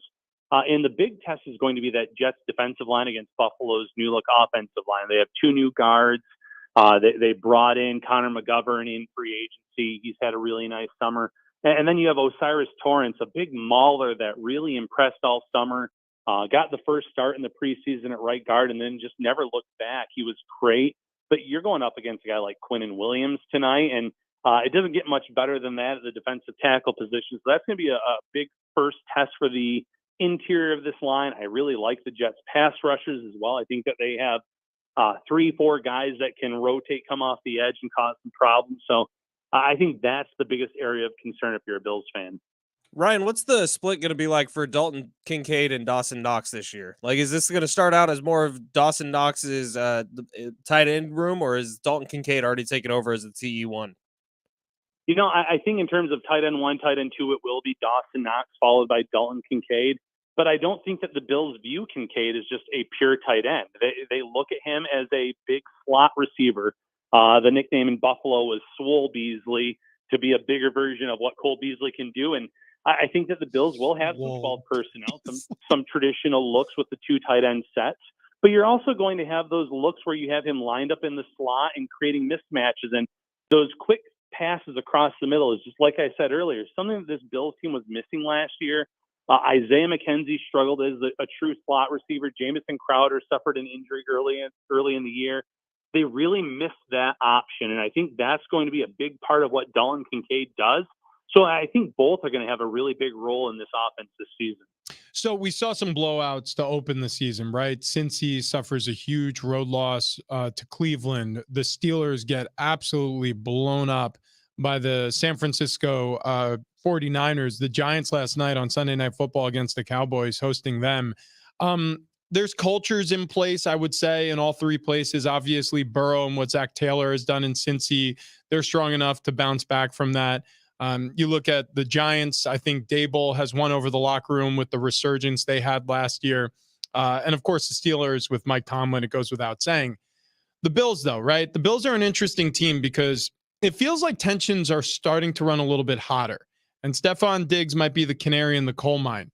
If this is a bad loss to the Jets, and I'm not predicting it, I think it's going to be a close game. But if it is, like we've seen in other week 1 performances, what do you think that does to that locker room? I actually think that the culture is still set enough. I think that whatever issues Stephon Diggs was going through, he feels much better about them. And it definitely wasn't a Josh Allen thing. I know that was a big running storyline all summer, was his relationship with Allen. I think it came down to his relationship more so with Ken Dorsey, and why wasn't he a focal point in the offense, especially in those playoff games? Why isn't he getting 10-plus targets like the other premier receivers in this league?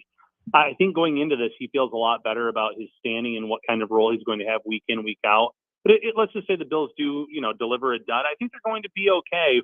One, just because of the next few weeks, they host the Raiders the following week. They have the Commanders on the road the week after that.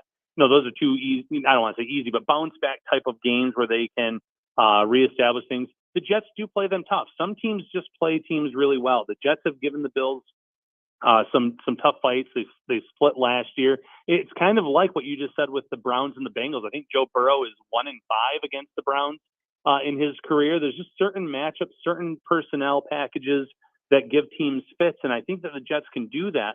But honestly, if I were worried about one team tonight, it would be the Jets, because of all this hype and Super Bowl talk, the national media publicity. if they don't start 1-0 tonight, they go on the road to Dallas the following week. The Patriots always give them a good game. Then they have the Chiefs, Broncos, and Eagles. If they get out to a slow start, the wheels on that national media hype could really fall off quickly, in my opinion. Hey, Ryan, has the Stephon Diggs drama faded away there? Anybody talking about that anymore? No, not talked about much in Buffalo anymore.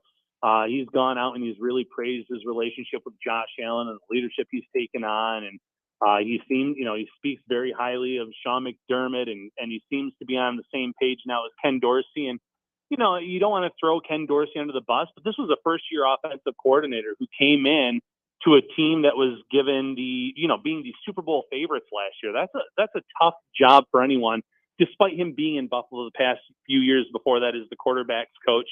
I just think that there was some growing pains there. I think that there was a lot that he probably went back and said, oh man, we really relied too much on big plays last year. And listen, when you hit those plays, things are going to go well more times than not. But if that deep passing game, intermediate passing game is not there, you're going to have those struggles where you're not playing a complete 4 quarters. So you bring in a Dalton Kincaid that you can use in the slot. You bring in some different weapons like Trent Sherfield, the best blocking wide receiver in the league last year. And he had a great summer just as a pure wide receiver as well.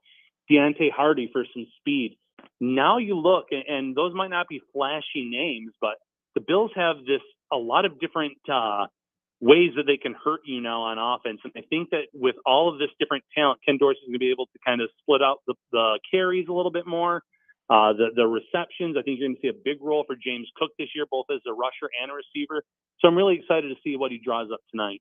That is exactly where I was going next, Ryan. James Cook tonight, fantasy owners want to know, how many touches is he getting? Yeah, so last year he averaged about 5.5 touches per game, and that was being the number 2 behind Devin Singletary early on in the year. He also still had Zach Moss here in Buffalo. I think you're going to double that amount. I think you're going to at least get 11 or 12 carries from him. But I really think that getting him involved in the passing game is going to be a big goal of the Bills this season. Last year, Devin Singletary had somewhere around 60 targets in the passing game, and he was fine as a receiver. But James Cook, that was, what he came out into the draft. He was the best pass catching back in that draft class. I could see him easily having 70 targets this year in a pass-heavy offense, being involved in the run game. So I think he has sneaky fantasy value tonight and all season long. Ryan, awesome stuff as always. Thank you so much for jumping on the show. We'll do it again real soon. I have a feeling the Bills are on to a pretty good season this year. Thank you again. We'll do it soon. All right. Thanks for having me on. There he is, Ryan Talbot, writer for nyup.com, Syracuse.com, and of course, Bills updates, joining us there. Yeah, it's going to be one of those years for both of these New York teams. The Bills out in Western New York and Buffalo, and the Jets, well, they play in New Jersey, but you get it. The New York Jets with Aaron Rodgers, a lot to prove on both sides. And he's right. And like the culture of the locker room really comes down to one thing and one thing only. It's wins and losses. I think Stephon Diggs could start pouting and stomping his feet and tantruming if the Bills get off to a rough start. And I think Aaron Rodgers could do the same thing in New York. Yep. If the Padres record were flipped, we'd be talking about how great of a clubhouse culture they had. You feeling all right? Exactly right. You took a major injury during I'm that. not okay. Yeah, Ben's on the IR. We're going to put him on the PUP list for the first 4 weeks. It was like as soon as I said the word fantasy football, I bit my tongue so hard. Can we get play? Can we post that on Instagram and TikTok? Like Ben bit his tongue. I'd like to see the footage of that. Just sitting there and then wincing in pain while Ryan's answering his questions, just like, oh. I actually think I punched myself in the face a few times. You did, oddly. It was fine. Yeah, everything's gonna be great. All right. That's Bunkman. That's Bunkman is coming up. We have a very special prize, a family 4-pack of tickets to SeaWorld San Diego for a Hallow Scream. Tickets and info at SeaWorld.com. Or you could just play That's Bunkman with us. That's pretty easy. I'm seeing one of Rich's. It's juicy. Oh, I was too busy looking at Wendy's new loaded nacho cheeseburger and queso fries. No, stop. It's too much right now. I also have to pee. So how come they didn't make this a week ago? Oh yeah. We should ask for callers. 844-570-1360. The number to call right now, 844-570-1360. If you want to play That's Bunkman for the 4-pack of tickets to SeaWorld, you need to call right now, 570-1360. And you know what? I left the Toyota for my wife to bring to SeaWorld actually over the weekend. Yesterday, I took her car up to LA and she packed a carload of kids, including the neighbor kid, in the car with my mom, who's visiting from New York. And they took the 4Runner over to SeaWorld. And it's the most reliable vehicle we've owned. The 4Runner, we got it in 2017 after I had the last of 3 major breakdowns in the car I was driving. I felt like switching it up. Never drove a Toyota before, and it is the best car I've owned. I'm not kidding. We've only put a little gas in it sometimes, a little oil in it, oil changes, and changed the brakes once.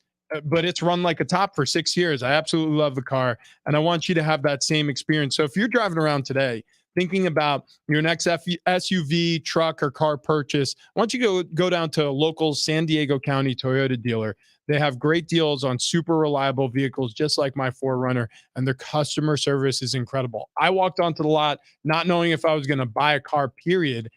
I drove away in a brand new 4Runner that day. They're great at what they do. They're great at what they do. Also, they have electrified vehicles like the Toyota's all new, all electric BZ4X with access to HOV lanes for 1 year and unlimited free charging with EV Go. New vehicles are arriving daily at your San Diego County Toyota dealers, and they're available right now, including their most popular cars, trucks, and SUVs. So come in today. Go to toyota.com, check out the inventory. Toyota, we make it easy.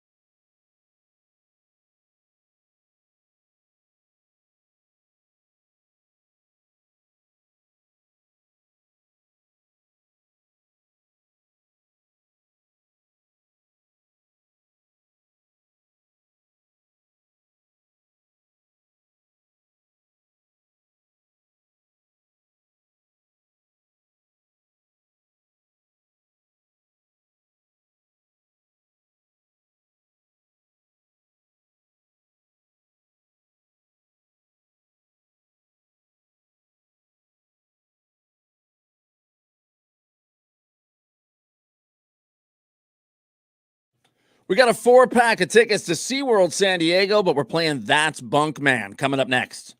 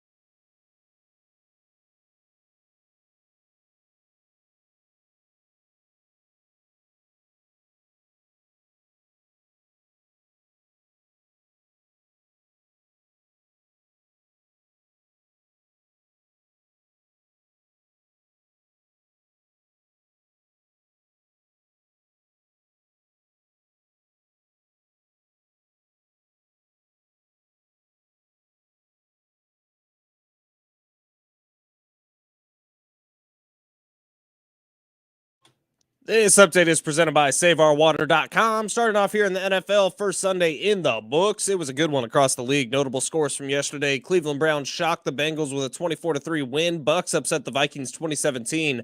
49ers just kind of cruised to a nice 30-7 win over the Steelers. Raiders take down the Broncos 17-16. Sorry, Travis. Best game of the weekend had to be Dolphins taking the late lead to beat the Chargers 36-34. Rams upset the Seahawks 30-13, and on Sunday Night Football, the Cowboys absolutely smothered the Giants 40-0. Coming up tonight, Bills, Jets, 5:15, first Monday Night Football game of the year. It is also Aaron Rodgers' debut with the New York Jets. College football over the weekend, Aztecs got beat 35-10 by UCLA Saturday night. This weekend, the Aztecs head up to Oregon State. They'll be taking on the number 16th ranked Beavers. Padres dropped their series to the Astros over the weekend, 2-1. Today, they head over to Los Angeles for a 3-game series against the Doyers. Water, all of life depends on it. So for the love of water, California, everyone has a part to play. When it comes to reducing water waste, let's make conservation a way of life. Find ways to conserve at SaveOurWater.com. That is SaveOurWater.com. Big Rich, TD, and Fletch, San Diego Sports 760, rolling through a Monday here, a day after the, well, I guess first NFL weekend. We still have an NFL game tonight. First NFL Sunday. Yeah, first NFL Sunday. That's a good call there. I was trying to encompass Thursday as well. Yeah. Yeah. I went to Pacific Beach yesterday in the morning because there's a Niners bar in Pacific Beach called Moonshine Beach, Okay. which is a very fun time. There was probably 1,000 Niners fans in that bar. Wow. Because it's massive. And it goes, Richie, have you been to Moonshine Beach in PB? Oh, yeah. So, you know how they have the back area where they'll do like concerts and stuff on the weekends? Yeah. Sundays, it's a Niners bar. And Yeah. it fills up that entire back room. And there's a massive TV on the wall. I honestly was a little uncomfortable with how aggressive people were drinking. Not. It was a great time. Wow. Yeah. Everyone was doing the Niners. Ooh, ooh. Ooh, Sundays in Good PB Lord. are bonkers. party. So yeah, there's a bar that's like an Oregon Ducks New York Jets bar. Like I think it's PB Ale House. That makes sense. There's another one that's a pizza joint bar restaurant. That's a Patriots bar. Mhm. You're at the Niners bar. There's for sure a Michigan Wolverines / Kansas City Chiefs bar, and I'm Random. pretty sure it's a bowling alley nightclub. Like, Well, the biggest that one is sounds good. the Solana Beach Broncos bar Yep. that is called Chiefs. right? Yeah. Yeah, that Weird. one makes Make- a ton make of that sense. make sense. Yeah. All right. Well, it's Monday, guys. So not only does that mean Monday Night Football for the rest of the football season, it also means that's Bunk Man. That's right. That's right. It's the game show that is sweeping, well, really the majority of the immediate area. I hear people in the parking lot have been raving each and every Monday.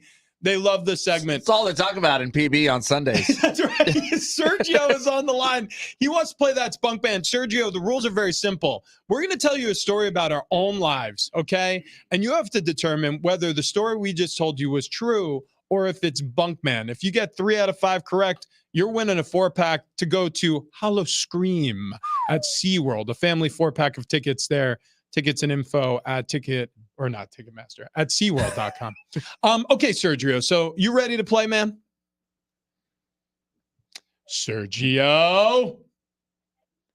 Sergio going once. Yeah. Sergio going twice. We're on to Chris. Oh, I am.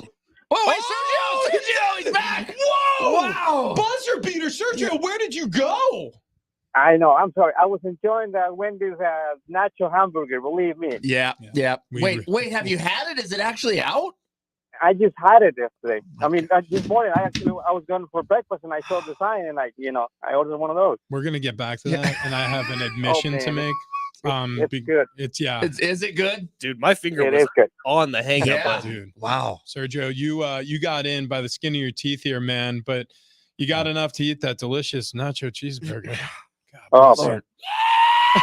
man. That's right. All right. Well, hey, Yeah. Sergio, we are going to give you a an item, a factoid about our life, and it may or may not Okay. be true. And then you just tell us whether or not it is true or if it is bunk, man. And if you get 3 out of 5 right, you're going to win yourself a family 4-pack of tickets to SeaWorld San Diego for Howl-O-Scream. Tickets and info at SeaWorld.com. And as I read that, I realized Rich just did that. So it's fine. Okay. Oh, no, But, that's yeah. okay. Yeah. Let's give it a shot. All Okay. right, here we go. Here we go. I'm gonna go first, and I'm gonna start with the juicier of the two stories here. All right. So one time I was asked to swing with a couple, and I'm not talking about on a playground, while I was on vacation in Mexico. Is that true, or is that bunk, man? I believe that's a bunk, man. That is incorrect. That is Wow. 100% true. Wow. So we went on vacation the first time. Wasn't that a fun trip the 4 of us took? I was begging, Sergio. I went to Mexico for the first time in my life, went to Cancun. We were at one of those all-inclusive resorts. I mean, just a gorgeous time, adults only. So I'm thinking at first, like, oh, this sounds so pornographic, like an adults only resort. Well, as it turns out, it's not at all. It just means there's no kids. So you don't have to Screaming and ruining everything. yeah, like splashing you in the face as they kick by in their floaties. Well, it was going great for about the first 3 days. Then all of a sudden, this couple swam over. I was enjoying what's called the Miami Vice. It's a pina colada and a strawberry daiquiri mixed. And they're like, "What is that?" I'm like, "Oh," I told them all about it. Blah blah blah.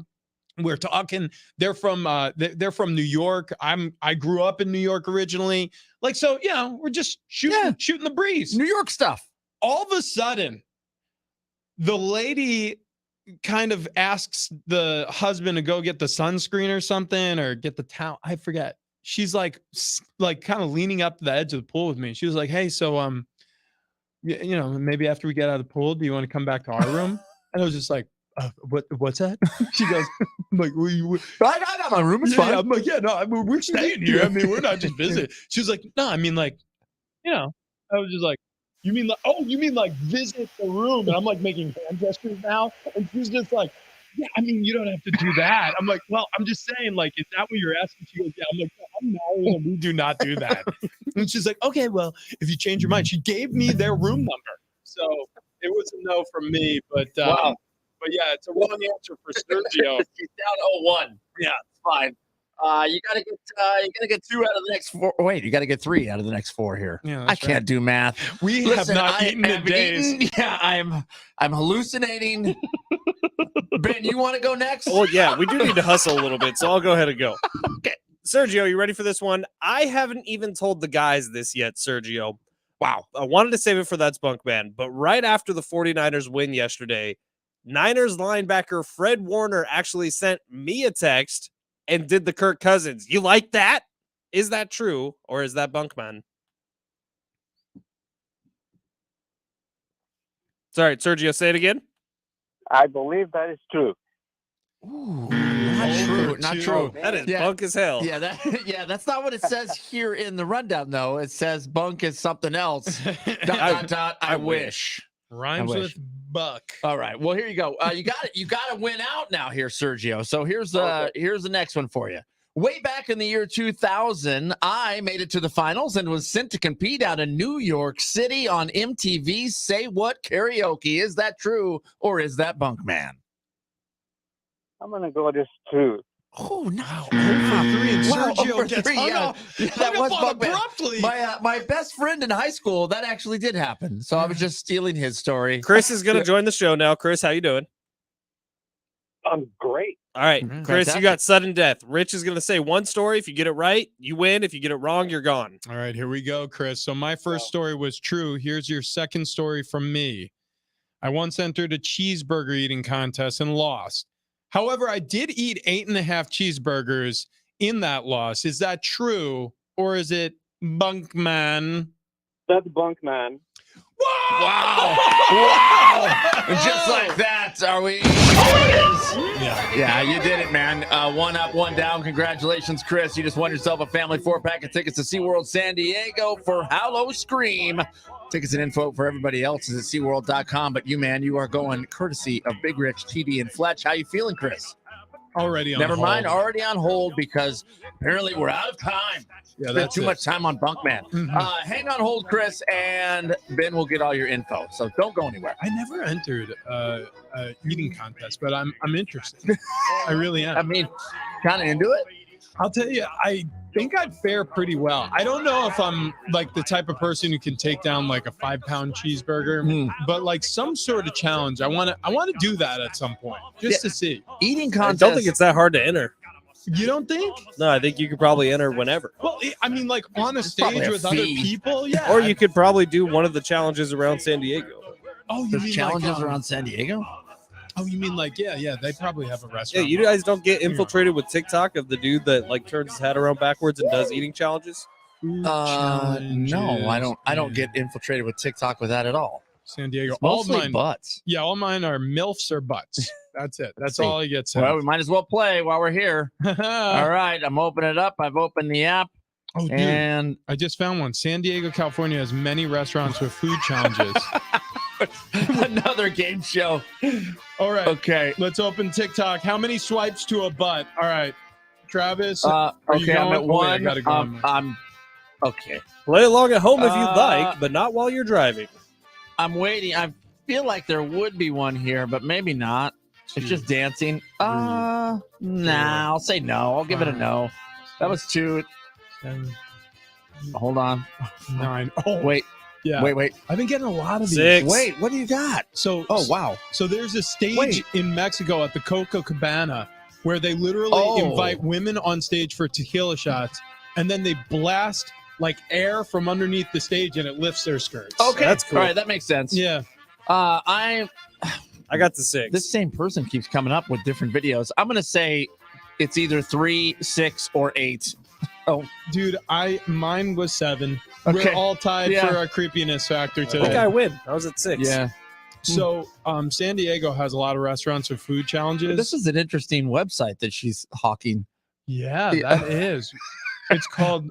I don't know if we can say it. I don't know if we can say it, but that shirt. It's not dry. Nope.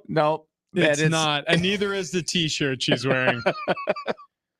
Wowzers! Swipe 9. There's a place called Bull's Smokin' BBQ that has something called the Trough Challenge. Okay, so you eat a barbecue feast in 1 hour that includes 4 cornbreads, 8 pork ribs, 6 beef ribs, a half chicken, and 2 large sides. Wow! You'll see it in a couple months. All right, how about this? 57 days. Ciro's Pizzeria and Beer House. They have the defibrillator challenge, which is to eat a 5.5 pound, a 5.5 pound cheesesteak sandwich. What in the world? Oh, the broken yolk. I didn't know they had a challenge. So diners have 1 hour to finish a dozen egg omelet plus home fries and 2 biscuits. I could do that.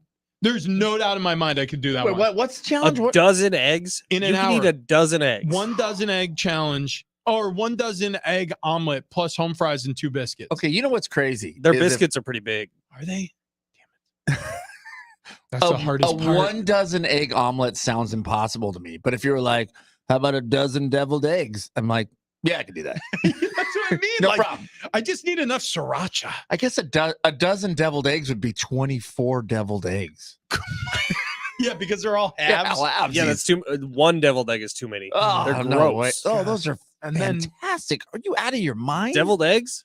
Beautiful. People actually like them. They don't just sit on the counter at Thanksgiving. they're so good. They're so good. Mix them with the yolks with a little mayo. A little and mayo, paprika. yeah, like mustard. No, and they just sit on the counter at the side at Easter. No, and no one eats them. I could just take those down one after another. Me too. God, You would love my families because there's so many left over every single year. You know what I like to do is I take them right over the sink with the salt shaker. Yeah, yes.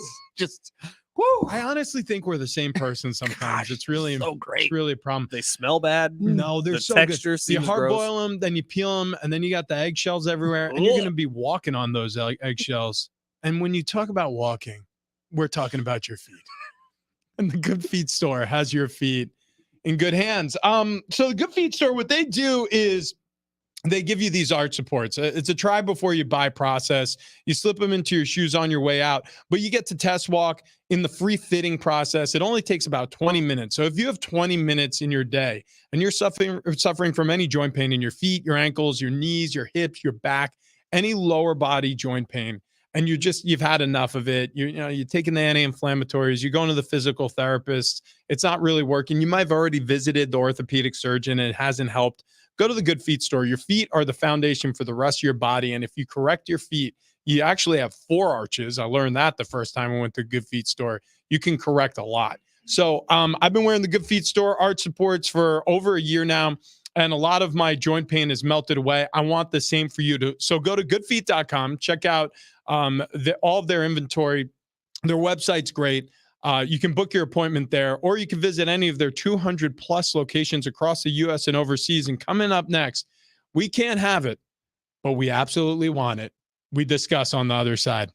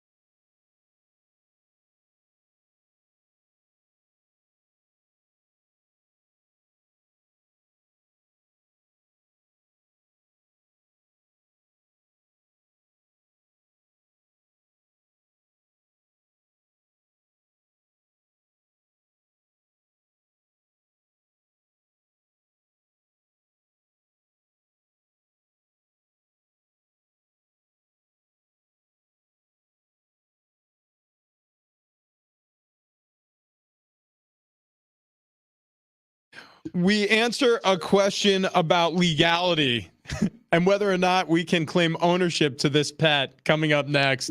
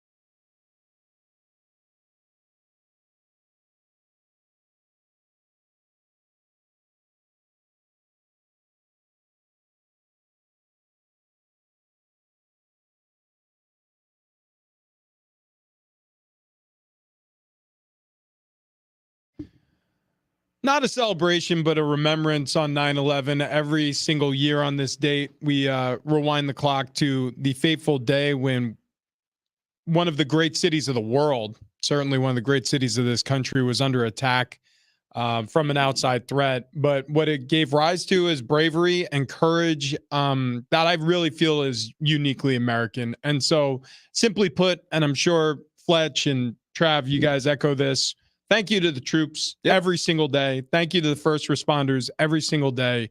Without you, we're not safe. We don't get to enjoy our freedoms. And it's a great day. If you have a family member, or a friend, or somebody close to you who works in the military or works as a first responder, give them a pat on the back, give them a hug from us, because what they do is a great service to all of us. Brother-in-law James, who is a fire captain in Long Beach, just caught a 60-pound tuna yesterday. No kidding. Wow. Yeah, well, dude, tell him to send us some tuna. That's what I'm saying. Right. Only in 4.5-ounce portions, though. Mine's 4.7. No. Mine's 5.7. I'm a fatty What? Gumbatti. You get to eat a whole other ounce than me? Mine, I think, was 5 ounces. I think is what it was. Dude, I'm a husky fella when I did my weigh-in. We are on a strict diet now. Yeah, we are now. We'll be able to talk about it more once we lose 10 pounds. Yep. Which I think will be tomorrow. I mean, doing this for 2 days. I feel light-headed. Yeah. I've got a pocket full of Tylenol and Motrin, ready for the day, ready to take on the day. Take on zero food in your stomach. Yeah, well, that's fine. I think that'll burn a hole in you. I've done it before. I'm on 70 ounces of water this morning. Are you really? Yeah. What?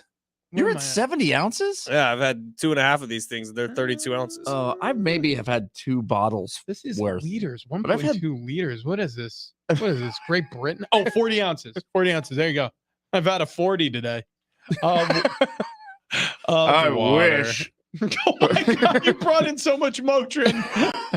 Ready. Look at the handful of pills he has. They're not even in a package. No, I just threw them in my pocket. By the way, he put it in the dad pocket, the one you only start using after 35 years of age. Oh, the frocket? Yeah, the front pocket? The front pocket. By the way, if I wear a shirt that doesn't have a pocket now, I lose my mind. I lose my mind. It's awful. I told you to only shop at Costco for my button downs. Do you know how many glasses I drop because there's not a pocket? Yeah. Don't you usually do the one on the head, one on the eyes? Well, usually my sunglasses go on the head. So then the eyeglasses go in the pocket, just like this. Listen, man, I got my shades on the brim of my cap. I got the seers in the frocket. That's exactly correct. Did you get reached out to by a ton of different companies wanting to get you an armchair? Oh, yeah. Unfortunately not. What? Yeah, so Dude. if we could really work on that. Yeah, anybody out there, maybe if you're listening, Jerome Or Bob? or Bob, I mean, we Or love Ashley? yeah, I am a lazy boy. You know what I'm saying? And he does own 2 dogs. One's a Barker. Barker Lounger. Anyways, no applause, please. I wasn't gonna. What? Please stay seated. Ben. Anyways, or you could rise to your feet. And speaking of feet, We're so good at this. yeah. Look, we're professionals. Monday we night make it easy. for you Go long tease nuts. at the Remy, where there's animal husbandry happening in Whitefish, Montana. All right, we need predictions. Speaking of these hamburgers, by the way, Yeah. And if you want to stock up on your liquor cabinet for tonight, keg and bottle, 10 locations throughout San Diego. wow. Can we get them all in just this few minutes? I think we It's just pretty did. good. I think our problem is we're the problem. Yeah. I think that's our problem. Yeah. All right. I'm looking at the spread for this game. Okay, we'll start with the favorite, which is the Bills visiting New York, but 1.5 point favorites here. That's been bouncing. This is a tough one, man. Yeah, I don't know where the line opened, actually. I hadn't been paying attention to the Monday Nighter at all. And then the total on the game is 45.5. Okay, so let's discuss total first. Over or under 45.5 points? I'm going to go with the over. I'm going to go with the over. You have to go over. What was it? 45.5. You have to go over. I think I'm gonna there's ta- too much star power on the field. I'm going to take the under, and I think the reason why is because, yes, there's tons of star power, but these are 2 of the most dominant defenses Vegas in the wants you NFL. over. This game's going to be 24-21. You think so? It's gonna that hits the under by a half a point. Yeah. Like that's what I mean. I kind of feel like it's gonna be like a 17-21 victory for one side or the other, something like that. So I'll take the under there. All right. Spread. Do you like the favorites visiting New York? Or do you like the home dogs on Monday night? It's 1.5 points. It's 1.5. So I'll call it a pick 'em. I know that's usually a half point, but Bills. You got the Bills. Jets. Yeah, I'm on the Jets. I'm on Jets. I think the Bills have a better opportunity to smash them. If the Jets win, it's a close game. So I'm against you guys on the total. You're against me and Travis on the game. All Yes. right. There you go. Right. Okay. Yeah. And Travis is eating the chip. And Travis is eating the Pocky One Chip Challenge, which is sitting in our office, and we may put it on eBay. Yeah, because they've been pulled from shelves. Why? Because people die when they eat them. One people die. Yeah. Well, that's because they pulled them. There could have been multiple. It could have been more than that. We don't know. Who do we think today, Ben? We thank Ryan from Buffalo. It was fun chatting with him. Sorry about his last name. Also, head coach of the Aztecs, Brady Hoke, who jumped on with us at 7:30. If you missed either of those, they're up on the free iHeartRadio app. Ryan's last name, by the way, is Talbot. Okay. I didn't know if it was a Talbot. Like Billy Blanks? Tim Tebow? I think my sister but did the OT Talbot at the end. That's weird. Yeah, when oh, we were yeah. growing up. Oh, I have that. I have Tybo. Tybo. Oh, no, P90X I have. There's like 14 discs. We should start doing that now with our diet. Well, thank you guys. Enjoy not eating any food. God, I can't talk. It's hard. See you tomorrow. All right. We did it. We did it again. Another Monday in the books. We'll review Monday Night Football coming up tomorrow. Big Rich, Stevie, and Fletch.